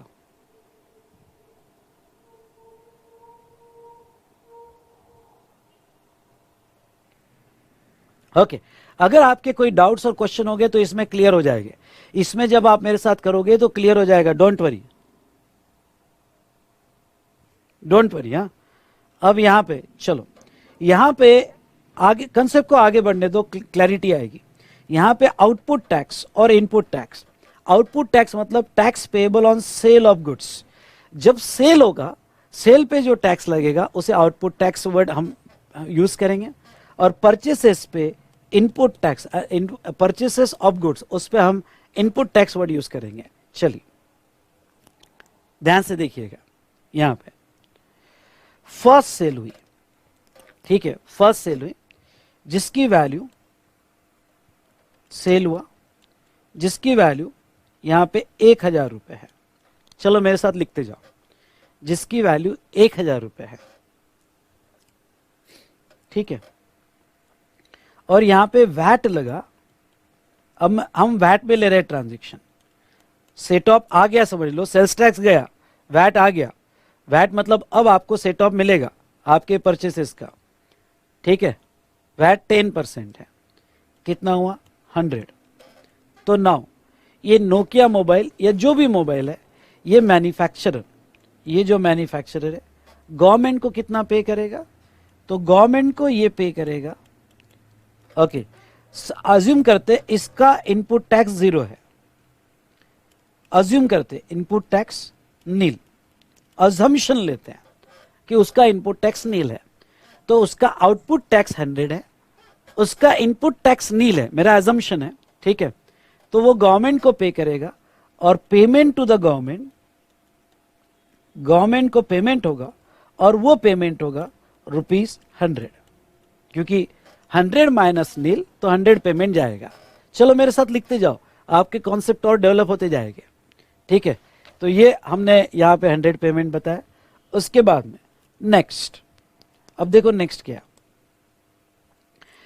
इसने वैल्यू एडिशन किया 400, ठीक है, वैल्यू एडिशन 400 किया है, ठीक है, उसमें प्रॉफिट भी आ गया और एक्सपेंसेस भी आ गया। तो बताओ आगे इसकी सेल प्राइस क्या होगी। ये वैल्यू के जगह में सेल प्राइस लिखो तो ज्यादा बेटर, आप भी सेल प्राइस कर देना, ये सेल प्राइस है। तो आगे इसकी सेल प्राइस क्या होगी बताइए। तो इसकी सेल प्राइस जो होगी यहां पे, भाई ये 100 रुपीज का तो सेट ऑफ मिलने वाला है, जर्नल एंट्री आपको पास नहीं करना है, मेरे इसमें नहीं करना है, आपको सिर्फ स्टेटमेंट बनाना है। तो सेल प्राइस होगी कितनी, बताओ फटाफट, जो भी कनेक्टेड है आज इन्वॉल्व रहो मेरे साथ। आज का डिस्कशन बहुत अच्छा डिस्कशन है, थोड़ा हेवी डिस्कशन है, बट ये आगे लाइफ में बहुत काम आने वाला डिस्कशन है। और डोंट वरी, आज मैं लूंगा, फिर मैं वापस रिवाइज करूंगा। तो यहां पे 1400 रुपए उसकी प्राइस होगी, उसके ऊपर वैट फिर से लगेगा, वैट फिर से लगेगा 10%, यानी 140 वैट लगेगा। ये बेटा मेरा ये डिस्ट्रीब्यूटर का आउटपुट टैक्स हुआ,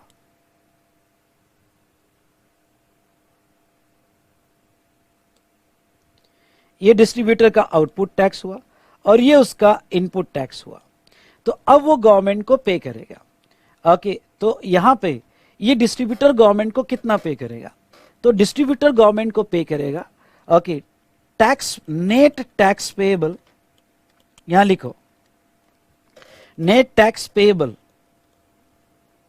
टू गवर्नमेंट, गवर्नमेंट को कितना पे करेगा, ठीक है। लिखो, वहां स्टेटमेंट बनाओ मेरे साथ, लिखो उसका आउटपुट टैक्स, उसका आउटपुट टैक्स जिसे हम वैट कहेंगे वो है 140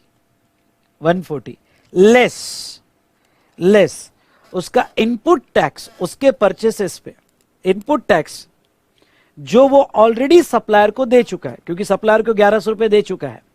तो लेस इनपुट टैक्स वैट और वह 100। तो नेट टैक्स पेबल, मेरे साथ लिखते जाओ, नेट टैक्स पेबल वो गवर्नमेंट को 40 ही देगा।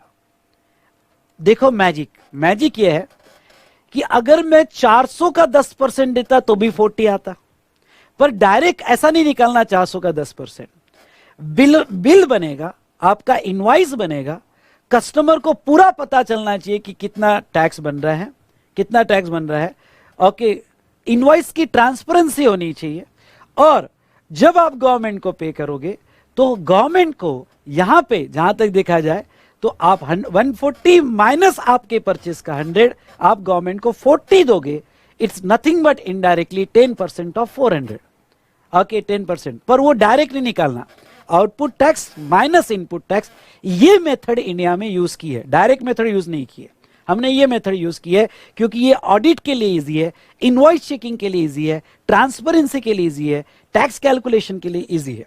नाउ अब देखो यहां पे और एक मैजिक, जैसे मैं कहता हूं कि इनडायरेक्ट टैक्स में देखो आपकी कंसेप्चुअल क्लैरिटी इतनी बढ़ती जाएगी ना इनडायरेक्ट टैक्स में कि आपका one of the interesting subject हो जाएगा जीएसटी। ओके, जितने भी स्टूडेंट मेरे साथ कनेक्टेड है, बस मुझे ये कहना कि आपको ये टाइम आपका, मैं थोड़ा आज का कंसेप्ट हेवी है पर बोर नहीं हो रहा है ना, आपको मजा आ रहा है ना, अगर आपको पूरा कॉन्सेप्ट समझ में आ रहा होगा तो एम टाइप कीजिएगा, बस आप इतना ड्रिल करोगा कि टैक्स आपके जहन में बैठ जाएगा। ठीक है, तो दोस्तों अब देखिए यहां पे जब तक अल्टीमेट कंज्यूमर नहीं आता है, जब तक अल्टीमेट कंज्यूमर नहीं आता है, बर्डन सारे लोग शिफ्ट कर देते हैं, सारे लोग शिफ्ट कर देते हैं। यस, अब मेरा आपसे एक सवाल है और वो सवाल ये है, मुझे बताइए ये बंदे ने देखो बर्डन कैसे शिफ्ट किया। परचेस पे 100 रुपए इसने सप्लायर को पे किए थे। ओके, थोड़ा एक बार फिर से, परचेस पे 100 रुपए इसने सप्लायर को पे किए थे एंड एज अ टैक्स इसके जेब से 100 रुपए ऑलरेडी जा चुके हैं, प्लस अभी गवर्नमेंट को नेट 40 पे किए, मतलब क्यों है, कैसे हुए 140, ये 40 कैसे है 140 माइनस 100, तो गवर्नमेंट को कितने पे किए 40, मतलब 100 वो गवर्नमेंट 100 ऑलरेडी दे चुका है एज ए इनडायरेक्ट टैक्स, जो मैन्युफैक्चरर ने ऑलरेडी गवर्नमेंट को दे दिए। एक मिनट, उसने सप्लायर को 100 दिए और इसने मैन्युफैक्चरर ने ये 100 उससे कलेक्ट करके गवर्नमेंट को दे दिए, गवर्नमेंट को दे दिए, मतलब ये ऑलरेडी 100 रुपए टैक्स अपने पॉकेट से दे चुका है, प्लस 40 रुपीज उसने और दिया, और ये 140 बर्डन पास ऑन, बिल में देखो 140 दिख रहा है, आगे बर्डन पास ऑन, उसने कोई बर्डन एक्स्ट्रा नहीं लिया। ओके, ये समझा कि नहीं समझा प्लीज बताइए, समझा होगा तो थंब दीजिएगा। तो ओके, यहां पे थंब का सिमिलर ये कीजिएगा, मतलब ये कोई भी बर्डन नहीं ले रहा है, उसने 100 रुपए दिए प्लस 40 रुपए, एंटायर बर्डन पास ऑन, और कोई डबल टैक्सेशन नहीं, कोई डबल टैक्सेशन नहीं। डिड यू अंडरस्टैंड, यस और नो?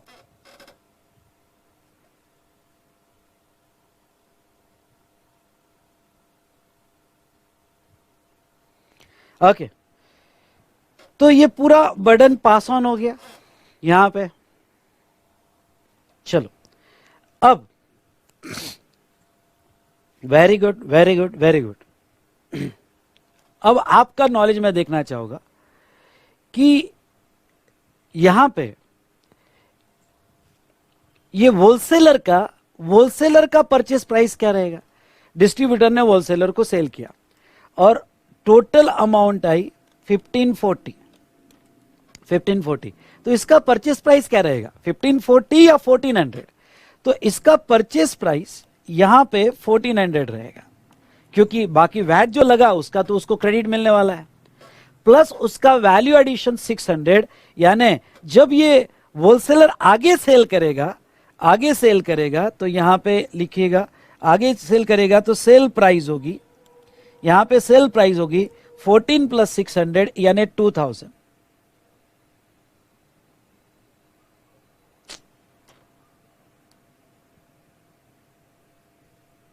यानी यहां पे उसकी सेल प्राइस होगी, यहां पे सेल प्राइस होगी 2000। ठीक है, अब ये 2000 प्राइस जो यहां पे आएगी उसके ऊपर वैट फिर से लगेगा एट द रेट 10%, तो वो हुआ 200, यानी 2200 ये टोटल प्राइस हुई। अब ये भी गवर्नमेंट को देगा, अब ये गवर्नमेंट को कितना देगा, तो यहां पे इसका स्टेटमेंट बनाएंगे, net tax payable to the government, तो ये गवर्नमेंट को कितना देगा, तो यहां लिखो net tax payable to government, government को कितना टैक्स जाएगा। ठीक है,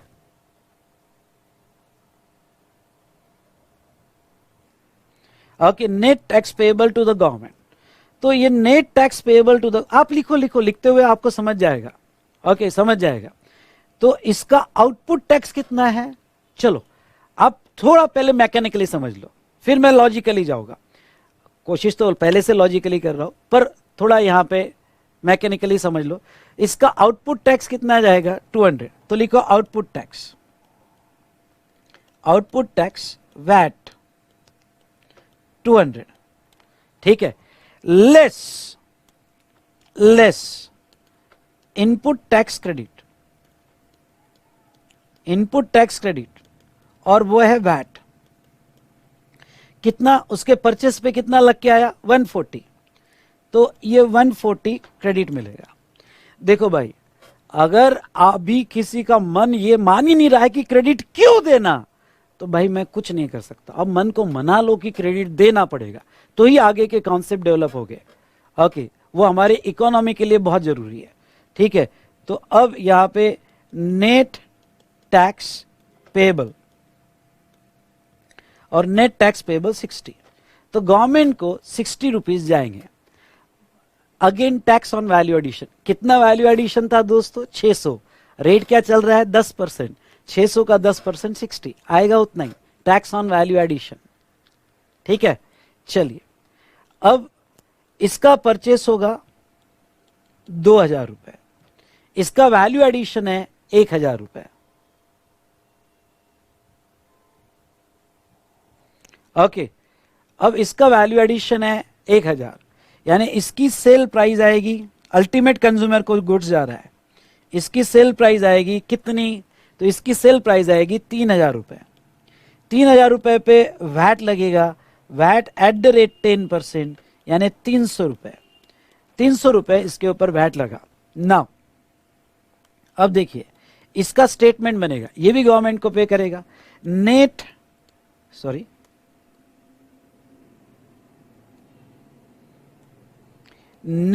tax payable, net tax payable to government, government को नेट टैक्स जाएगा। नेट टैक्स में कितना? तो इसका आउटपुट टैक्स कितना है भाई? 300 रुपए। इतना आउटपुट टैक्स कितना है? 300 रुपए। आउटपुट टैक्स वैट 300 रुपए। उसका क्रेडिट कितना है? 200। उसका क्रेडिट कितना है? Less ITC. अब मैं शॉर्ट में लिख रहा हूं, input tax credit VAT, ITC मतलब इनपुट टैक्स क्रेडिट वैट 200। तो नेट कितना आ गया? अगर आप नेट निकालते हो तो नेट टैक्स पेबल, और वह है 100। तो मुझे बताओ, अगर मैं डायरेक्ट 1000 का 10% निकालता तो 100 ही आता, पर डायरेक्ट नहीं निकालना, आउटपुट माइनस इनपुट, तो उस तरह से आएगा 100। और अल्टीमेट कंज्यूमर को गुड्स जा चुका है, अल्टीमेट कंज्यूमर को गुड्स जा चुका है, ठीक है। अब मैं कुछ मैजिकल पॉइंट आपको बताता हूं। मैजिकल पॉइंट मुझे बताओ। चलो कैलकुलेटर लो, कैलकुलेटर लो, ठीक है। पहले मैकेनिकली समझ लो, फिर ऐसा क्यों हुआ वो समझाने की कोशिश करूंगा। और अगर नहीं समझा तो डोंट वरी, ओके, मैं वापस ब्रेक के बाद समझाऊंगा, ठीक है। पर यहां पे स्टेप बाय स्टेप चलते हैं। बताओ, मैन्युफैक्चरर ने गवर्नमेंट को कितना दिया? उसका हमने इनपुट टैक्स नील माना, अज्यूम किया नील, तो मैन्युफैक्चरर ने कितना दिया? 100 ऐड करो। फिर डिस्ट्रीब्यूटर ने नेट कितना दिया? ऐड करो 40। उसके बाद में होलसेलर ने कितना दिया? ऐड करो 60, नेट ऐड करो 60, ठीक है। उसके बाद में रिटेलर ने कितना दिया? 100। ये टोटल आपकी, ये जो टोटल आई वो आपकी last invoice to ultimate consumer, जो टैक्स रहेगा उतनी ही टोटल आएगी। बोलो यस और नो, बोलो। जो आपकी टोटल आई वो टोटल उतनी ही रहेगी जितना लास्ट इनवॉइस में टैक्स रहेगा, जो कस्टमर को इनवॉइस जा रहा है। इसको ही कहते हैं tax on value addition. Okay, ये कैसे हुआ वो बताओगा, लेकिन हम कोई डबल टैक्स नहीं दे रहे, कोई एक्स्ट्रा बर्डन नहीं दे रहे। गवर्नमेंट ने हर स्टेज पे जितना कलेक्ट किया उतना ही टैक्स अल्टीमेट कंज्यूमर को पास ऑन हो रहा है, उतना ही टैक्स अल्टीमेट कंज्यूमर को पास ऑन हो रहा है। मतलब कहीं पे डबल टैक्सेशन नहीं। क्यों नहीं है? क्योंकि आउटपुट माइनस इनपुट करके हम उतना ही टैक्स दे रहे हैं जो टैक्स ऑन वैल्यू एडिशन है। जो टैक्स ऑन वैल्यू एडिशन है। हम कहीं पे डबल डबल वैल्यू नहीं ले रहे, कहीं पे डबल डबल टैक्स नहीं ले रहे हैं। हम जितना वैल्यू एडिशन है बस उतना ही। इसने 10,000 का वैल्यू एडिशन किया 100, इसने 4,000 का 400 का वैल्यू एडिशन किया 40। ओके, पर कैलकुलेट करने का तरीका ये है, कैलकुलेट करने का तरीका यही है, और एंटायर बर्डन कस्टमर को पास ऑन हो गया। चलो अब थोड़ा लास्ट में फिर से एक बार मैं समझाने की कोशिश करता हूं, एक बार पूरा समझाने की कोशिश करता हूं। इसके बाद नहीं समझा तो डोंट वरी, मैं नेक्स्ट वापस से कवर करने की कोशिश करूंगा। चलो देखो, मैन्युफैक्चरर से डिस्ट्रीब्यूटर ने खरीदा, कितने में खरीदा? 1100 में। उसने 1,000 रुपए परचेस के दिए, वैट के 100 रुपए उसको दे दिए, उसने 100 रुपए गवर्नमेंट को दे दिए। अब ये वैट का इसको क्रेडिट मिलेगा, पर इसके जेब से 100 रुपए जा चुके हैं। क्रेडिट मिलेगा वो बात अलग है, पर जेब से 100 रुपए ऑलरेडी जा चुके हैं 1,000 की वैल्यू पे।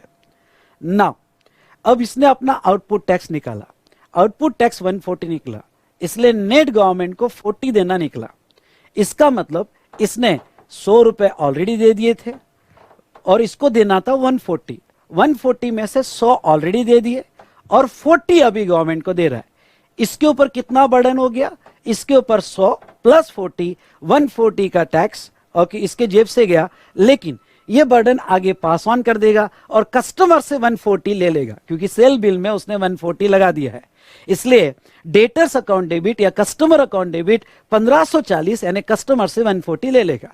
जैसे इसके पास 140 आ गए, ये कहेगा चलो मेरा तो सेट ऑफ हो गया, क्योंकि मैंने 100 परचेस पे दिए थे, 40 गवर्नमेंट को दिए थे और कस्टमर से 140 आ गए। वाह वाह, मजा आ गया। ओके, ये कोई डांस नहीं है, जस्ट बता रहा हूं। चलो अब इस बंदे ने 1540 पेमेंट किए है, जिसमें से वैट का 140 पे किया है, वैट का 140 पे किया है, इस बंदे ने पे किया 140। ठीक है, अब 140 पे किया है, प्लस आउटपुट टैक्स को कंसिडर करते 60 रुपीज का नेट पेएबल आया। तो मतलब 140 सप्लायर को दिया, 60 गवर्नमेंट को दिया और कस्टमर से 200 ले लिया। Burden pass on, burden pass on. Okay, आगे बर्डन पास ऑन हो गया। सेम थिंग रिटेलर ने यहां पे अपने सप्लायर को 2200 रुपए का पेमेंट किया, जिसमें 200 रुपए का वैट भी दिया, इसके जेब से 200 गया और नेट गवर्नमेंट को 100 दिया, मतलब 200 प्लस 300। ओके, इसके जेब से गया और इसने कस्टमर को पास ऑन कर दिया और कस्टमर से 300 ले लिया। Entire burden is pass on that ultimate consumer who is not doing further business. Come on, who is not doing further business. पूरा बर्डन, हर स्टेज का पूरा बर्डन पास ऑन हो गया। इसलिए बेटा सिर्फ ये वर्ड नहीं है कि entire burden is on ultimate consumer, इसके पीछे मैं 3-4 दिन लेता हूं, लोग एक एक दिन में पढ़ा देते हैं कि ये पूरा समझाने के लिए। समझा क्या? अगर नहीं समझा तो अब आप 2 बार पढ़ोगे और कल फिर से पूछोगे। समझा होगा तो यस बताइए, समझा या नहीं समझा? यस सर, ये हुआ ना, वेरी गुड।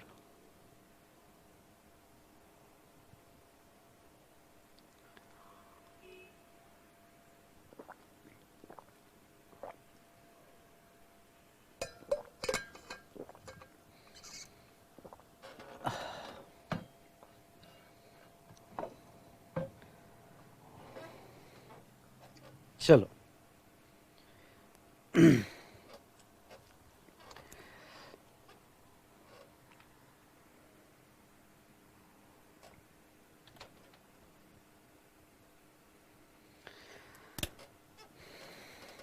अब अगर ये समझ गया होगा तो थोड़ा और एडवांस लेवल पे लेके जाओ आपको।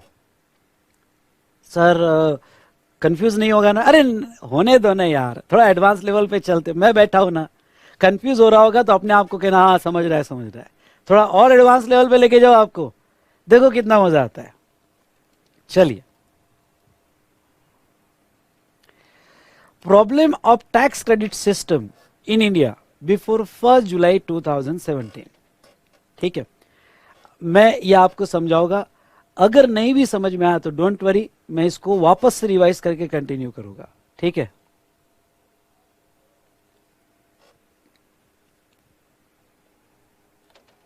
ये डायग्राम पे आ जाओ।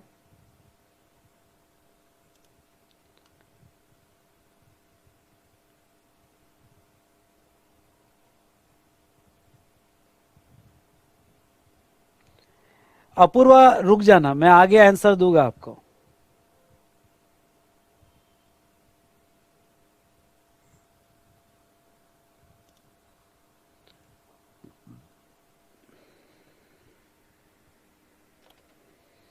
चलिए,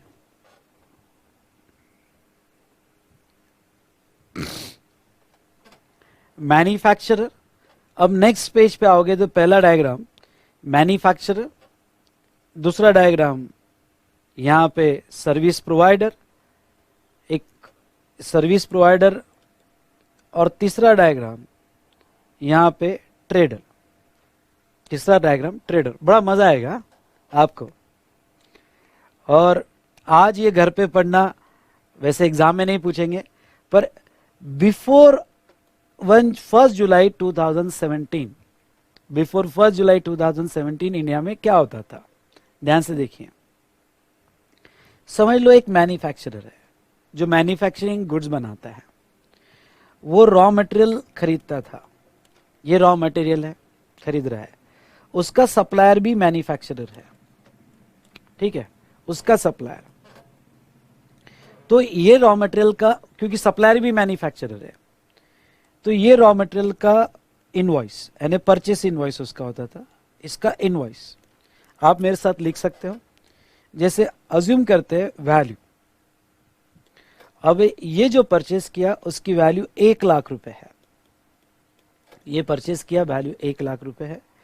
उसके ऊपर क्योंकि मैन्युफैक्चरर से लिया, जिससे लिया उसने भी मैन्युफैक्चरिंग किया, इसलिए 1 जुलाई 2017 के पहले इसके ऊपर एक्साइज ड्यूटी लगती थी।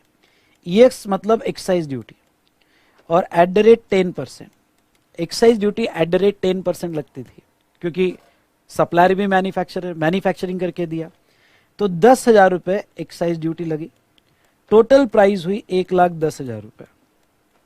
नाउ वो बंदा एक्साइज भी लगाएगा, और वो बंदे ने सेल किया, तुम्हारे सप्लायर ने आपको सेल किया, तो सेल्स टैक्स भी लगता था, यहां पे सेल्स टैक्स भी लगता था, और ये सेल्स टैक्स @10%, लिखो फटाफट, सेल्स टैक्स @10%, और 10% ऑफ 11,000 मतलब एक्साइज ऐड करके, यानी उसमें कैस्केडिंग इफेक्ट होते थे।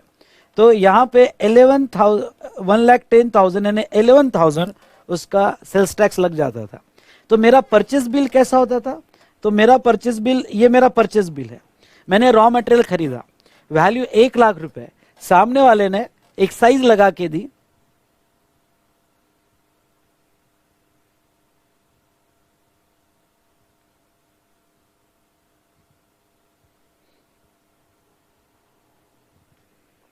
ओके,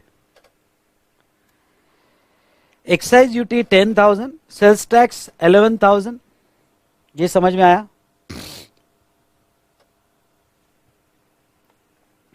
ये 11,000 समझ में आया, ये उसका रॉ मटेरियल का परचेज बिल है, ठीक है। ये तो वो गुड्स परचेज कर रहा है, वो बहुत सारी सर्विसेज भी ले रहा है, समझ लो ये मैन्युफैक्चरर सर्विसेज ले रहा है, सर्विस, ट्रांसपोर्ट सर्विस ले रहा है, टेलीफोन सर्विस ले रहा है, इंटरनेट सर्विस ले रहा है, जॉब वर्कर सर्विस ले रहा है, एंड एक्सेट्रा सर्विसेज ले रहा है। अब जब वो सर्विसेज खरीदता था तो 2017 के पहले क्या लगता था, तो सर्विस टैक्स लगता था। अब सर्विस टैक्स जो है यहां पे देखिएगा, लिखिएगा सर्विस खरीद रहा है, नंबर ऑफ सर्विस खरीद रहा है, पर एग्जाम्पल के लिए हम लेते हैं, ओके, कोई उसने सर्विसेज खरीदा जिसकी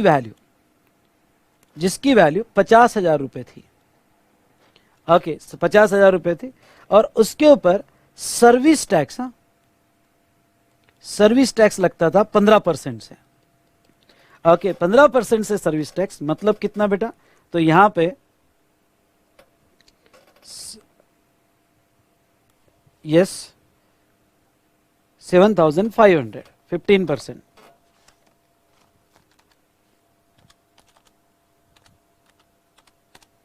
यानी 7,500 उसने ये परचेज किया, ये भी उसका परचेज बिल है, और सर्विस भी परचेज किया, ये भी उसका परचेज बिल है, ठीक है, ये भी उसका परचेज बिल है, सर्विस किया, और यहां गुड्स परचेज किया, तो मैं इसको भी इनपुट ही कहूंगा, ये इनपुट सर्विस, उसका इनपुट सर्विस, ठीक है, ये उसने परचेस किया। अब रॉ मटेरियल परचेस किया, दुनिया भर की सर्विसेज परचेस किया, और क्या बनाया, तो उसने बनाया फिनिश गुड्स, ये फिनिश प्रोडक्ट उसने बनाया। अब ये फिनिश प्रोडक्ट जब वो सेल कर रहा है तो अगेन उसने गुड्स का मैन्युफैक्चरिंग किया, और गुड्स का मैन्युफैक्चरिंग करके सेल किया, इसलिए जब वो बेचेगा तो फिर से एक्साइज लगेगा। क्यों? क्योंकि वो मैन्युफैक्चरिंग में इन्वॉल्व था। तो समझ लो इसकी वैल्यू जो है यहां पे, जो वो सेल कर रहा है उसकी वैल्यू यहां पे 3 लाख रुपए है, वैल्यू यहां पे 3 लाख रुपए है। तो उसके ऊपर एक्साइज ड्यूटी, EX मतलब एक्साइज ड्यूटी 10% के हिसाब से @10%, 30,000 रुपए वो कस्टमर को लगाएगा, 30,000 रुपए वो कस्टमर को लगाएगा। टोटल हुआ 3,30,000। मैन्युफैक्चरिंग किया इसलिए एक्साइज लगती थी, और सेल भी कर रहा है इसलिए सेल्स टैक्स भी लगता था, सेल्स टैक्स @10%। तो 33,000 उसके ऊपर सेल्स टैक्स भी लग रहा है। ओके, पहले तो बताओ इतना समझ में आया कि नहीं आया? ये स्ट्रक्चर, वो गुड्स परचेस कर रहा है इनपुट, सर्विस परचेस कर रहा है इनपुट सर्विस, और वो सेल कर रहा है यानी आउटपुट। यहां तक समझा या नहीं समझा, प्लीज बताइए।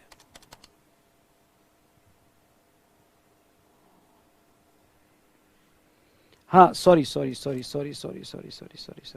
मेरे से गलती होगी, ये सेल्स टैक्स नहीं चाहिए, ये वैट चाहिए, बराबर है,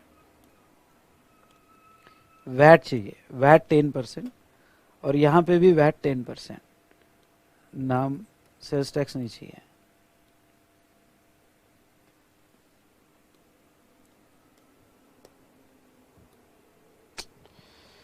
कुछ तो गड़बड़ हो रही है।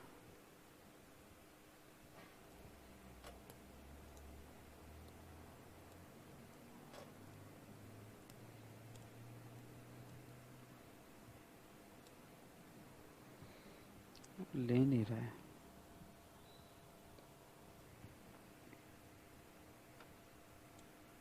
यहां पे भी वैट चाहिए,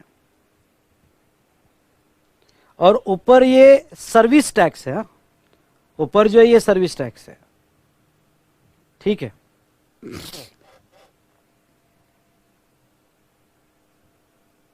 अब 1 जुलाई 2017 के पहले, सर ये हिस्ट्री, बहुत सारे स्टूडेंट ये सोच सकते हैं ये हिस्ट्री क्यों समझा रहे हो आप? जरूरी है, बहुत जरूरी है, आगे के हर कॉन्सेप्ट को समझने के लिए बहुत जरूरी है। ओके, थोड़ा 1 घंटा जाएगा, लेकिन ये ना आपका इंटरेस्ट बहुत बढ़ा देगा। तो चलिए मैं आपको बताता हूं, ये उसका आउटपुट टैक्स था। अब मुझे ये बताओ, जो उसने परचेसेस पे एक्साइज दिया, ये किसका रेवेन्यू है बेटा? एक्साइज, एक्साइज किसका रेवेन्यू है? सेंट्रल का। वैट किसका रेवेन्यू है? स्टेट का। ओके, एक्साइज सेंट्रल का रेवेन्यू था, वैट स्टेट का रेवेन्यू था। ये बताओ, कोई बताएगा सर्विस टैक्स किसका रेवेन्यू था? सर्विस टैक्स सेंट्रल या स्टेट का? सेंट्रल का। सर्विस टैक्स जो सर्विसेज खरीदता था बिजनेस में, उस पे सर्विस टैक्स लग के आता था, और वो सेंट्रल का रेवेन्यू था, ठीक है।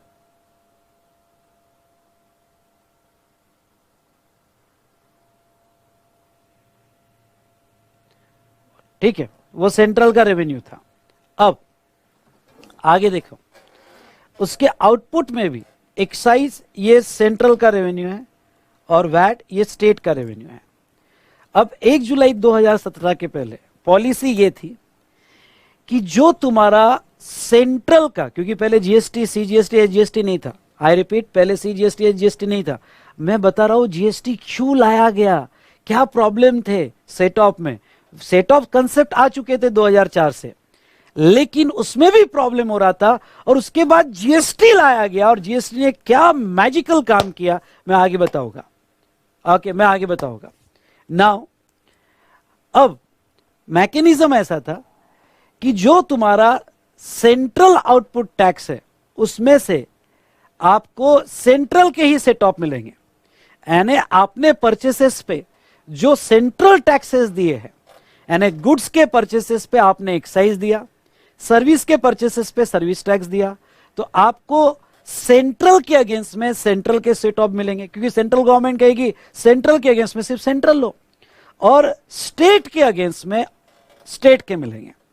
ओके, यानी पहले आपके एक्साइज के अलग स्टेटमेंट और वैट के अलग स्टेटमेंट राइट साइड में लिखो, लिखो तो और समझेगा आपको। दो स्टेटमेंट बनाने अपने हमको, देखो स्टेटमेंट, पहला statement, statement of excise payable बनाओ तो क्लियरली समझ में आएगा।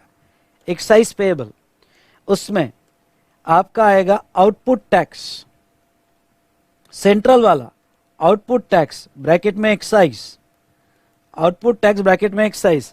कितना आउटपुट टैक्स है एक्साइज का? 30,000 रुपए।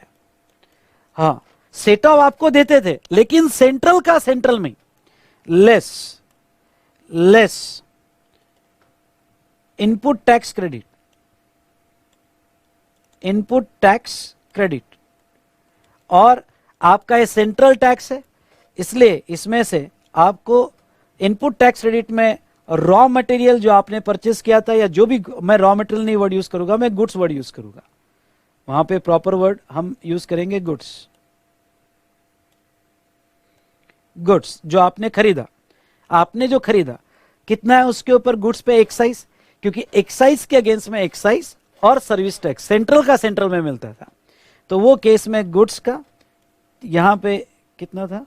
10,000 रुपए, 10,000 रुपए का सेट ऑफ, और आपने सर्विस खरीदी थी, सर्विस का सेट ऑफ 7,500, यानी आपका नेट एक्साइज पेएबल, क्योंकि सेंट्रल का सेंट्रल में एडजस्ट हो गया, तो नेट एक्साइज पेएबल आपका आता था कितना? आ रहा आपका 12,500। ये आपका यहां पे स्टेटमेंट हुआ सेंट्रल का, ये पैसा सेंट्रल गवर्नमेंट को देना पड़ता था एक्साइज का।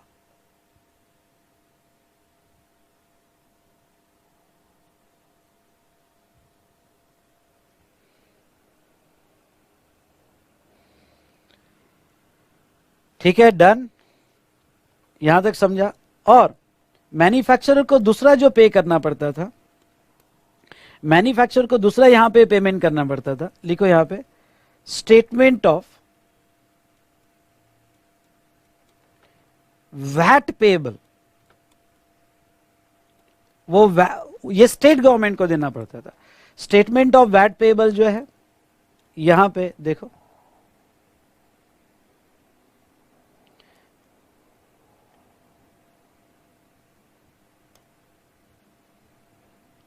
Output tax VAT 33,000, output tax VAT 33,000 less ITC input tax credit, और इनपुट टैक्स क्रेडिट में यहां पे वैट 11,000 ही था, तो यहां पे 11,000।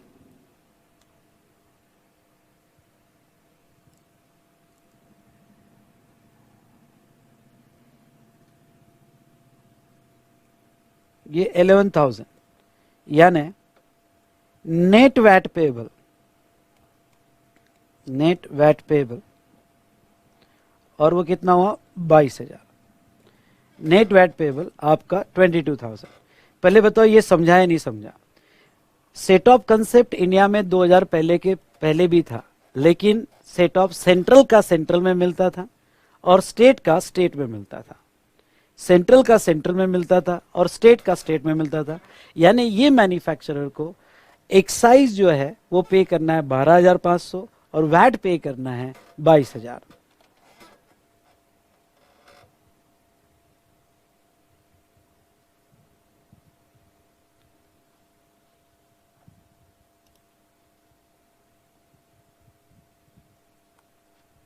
नहीं बेटा, एक्साइज आज तक नहीं लगता है, ये सिस्टम पुराना है, बिफोर 1 जुलाई 2017।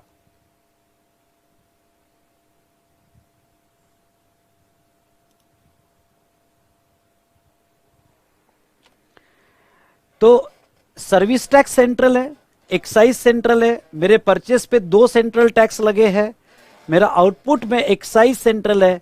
एक्साइज पे करने के लिए मुझे एक्साइज का भी सेट ऑफ और सर्विस टैक्स का भी सेट ऑफ मिल जाता था। ठीक है, ये मैं सेंट्रल को दे रहा हूं। वैट स्टेट टैक्स था 33,000 माइनस 11,000, यानी मैं 22,000 गवर्नमेंट को पे कर रहा हूं और ये वैट में पे कर रहा हूं। डन, यस और नो?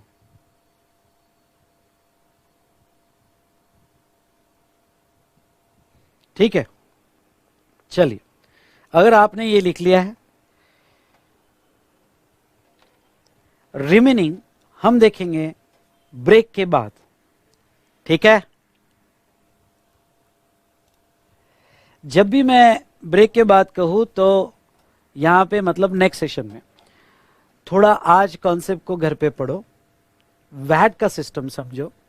अभी कोई भी कंक्लूजन मत लो कि भाई इसका मतलब सर मैन्युफैक्चरर आज भी देता है वैसे देता है, नहीं। मैं आपको पूरी चेन पढ़ा रहा हूं कि सेल्स टैक्स से वैट में क्यों आए और वैट से हम जीएसटी में क्यों आए, वैट से हम जीएसटी में क्यों आए। अभी तो हम मैन्युफैक्चरर का लिखे, इतना पढ़ लेना। इस डिस्कशन को कल मैं बहुत अच्छे से बड़े इंटरेस्टिंग वे में आगे बढ़ाऊंगा, ये बताऊंगा कि जीएसटी क्यों लाया गया। जब सेट ऑफ था, एक्साइज भी था, वैट का वैट भी मिलता था, एक्साइज के अगेंस्ट में एक्साइज और सर्विस टैक्स मिलता था, सब कुछ सही चल रहा था, तो फिर जीएसटी क्यों लाया गया देखेंगे नेक्स्ट सेशन में। मजा आएगा। जीएसटी ने क्या मैजिकल काम किया देखेंगे नेक्स्ट सेशन में। ठीक है, और जीएसटी ने वन नेशन वन टैक्स और वन मार्केट फिर से कैसा इफेक्टिव किया। तो यहां रुकते हैं आज।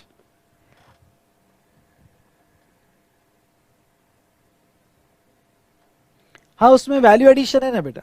अब मैंने वैल्यू एडिशन सेपरेट नहीं बताया प्रिया, वो अज्यूम करके चलो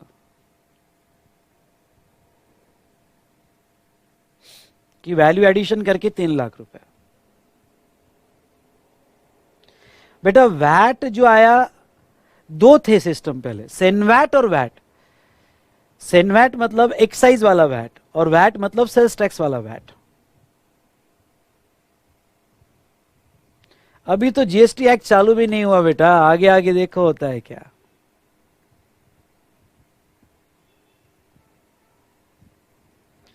तो चलिए नेक्स्ट सेशन में देखेंगे कि भाई एक्साइज चालू था, वैट चालू था, सब सेट ऑफ मिल रहे थे, सेंट्रल का सेंट्रल में मिल रहा था, स्टेट का स्टेट में मिल रहा था, फिर जीएसटी लाने की जरूरत क्यों पड़ी देखेंगे नेक्स्ट सेशन में।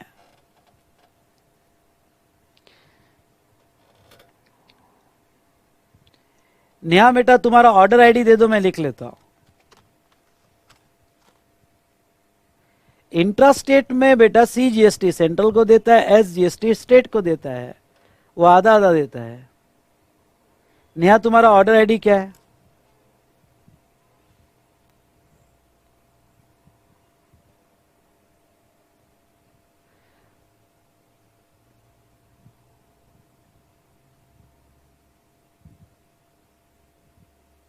वेरी गुड अपूर्वा, चलो कल वाली बात आपका यहां पे अब समझ में आएगी।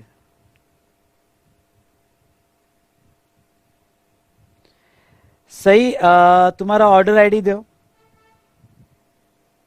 जिसको भी प्रॉब्लम है अपने ऑर्डर आईडी दो। पिकअप वाले को बुक्स कल मिल जाएगी बेटा, कल मिल जाएगी, कल इवनिंग तक मिल जाएगी।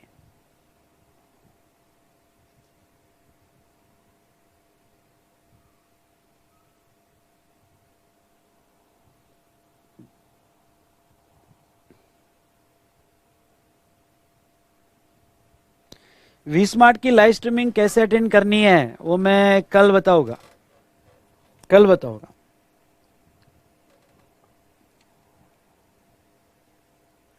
सॉफ्टवेयर की लिंक कहां मिलेगी कल बताऊंगा। 2 ऑर्डर आई हैं, ऑर्डर आईडी आया है।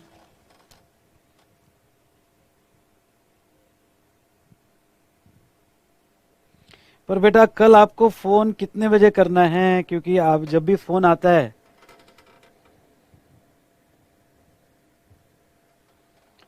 कितने बजे करना है, आप टाइमिंग भी बता दो फोन। हाँ ले लिया बेटा, ऑर्डर आईडी ले लिया नेहा।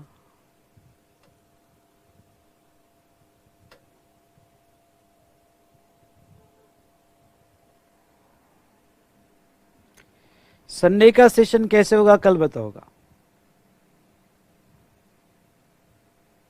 बुक्स आने में 5 से 6 दिन लग जाएंगे।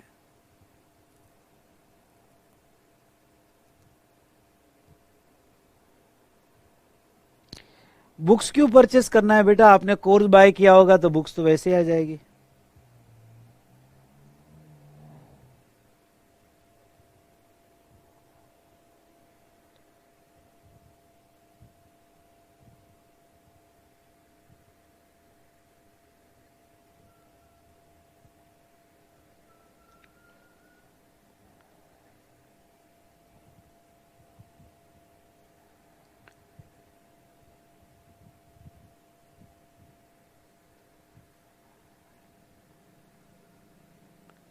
वो जीएसटी डेस्टिनेशन बेस्ड टैक्स क्यों है वो कल बताओगा। अमेंडमेंट्स बेटा थिंक जीएसटी थिंक विशाल सर पे सर्च करो, मिल जाएगा।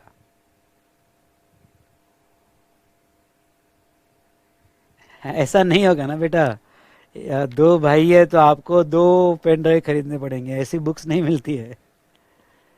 वैसा नहीं मिलता है आपको, फिर एक भाई को जेरोक्स यूज कर लो और क्या करता हो।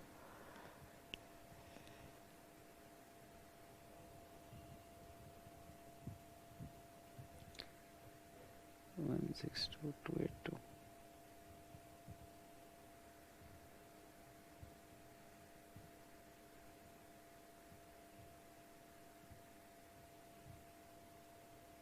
हाँ ले लिया है बेटा मैंने।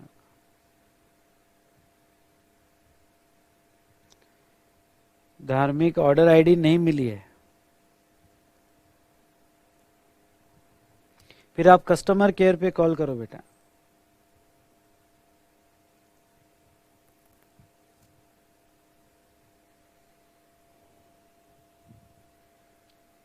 मैंने ले लिया, अरुण व घोष तुम्हारा ले लिया।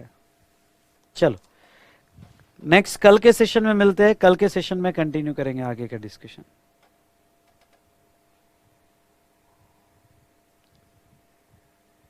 चलिए यहां रुकते हैं।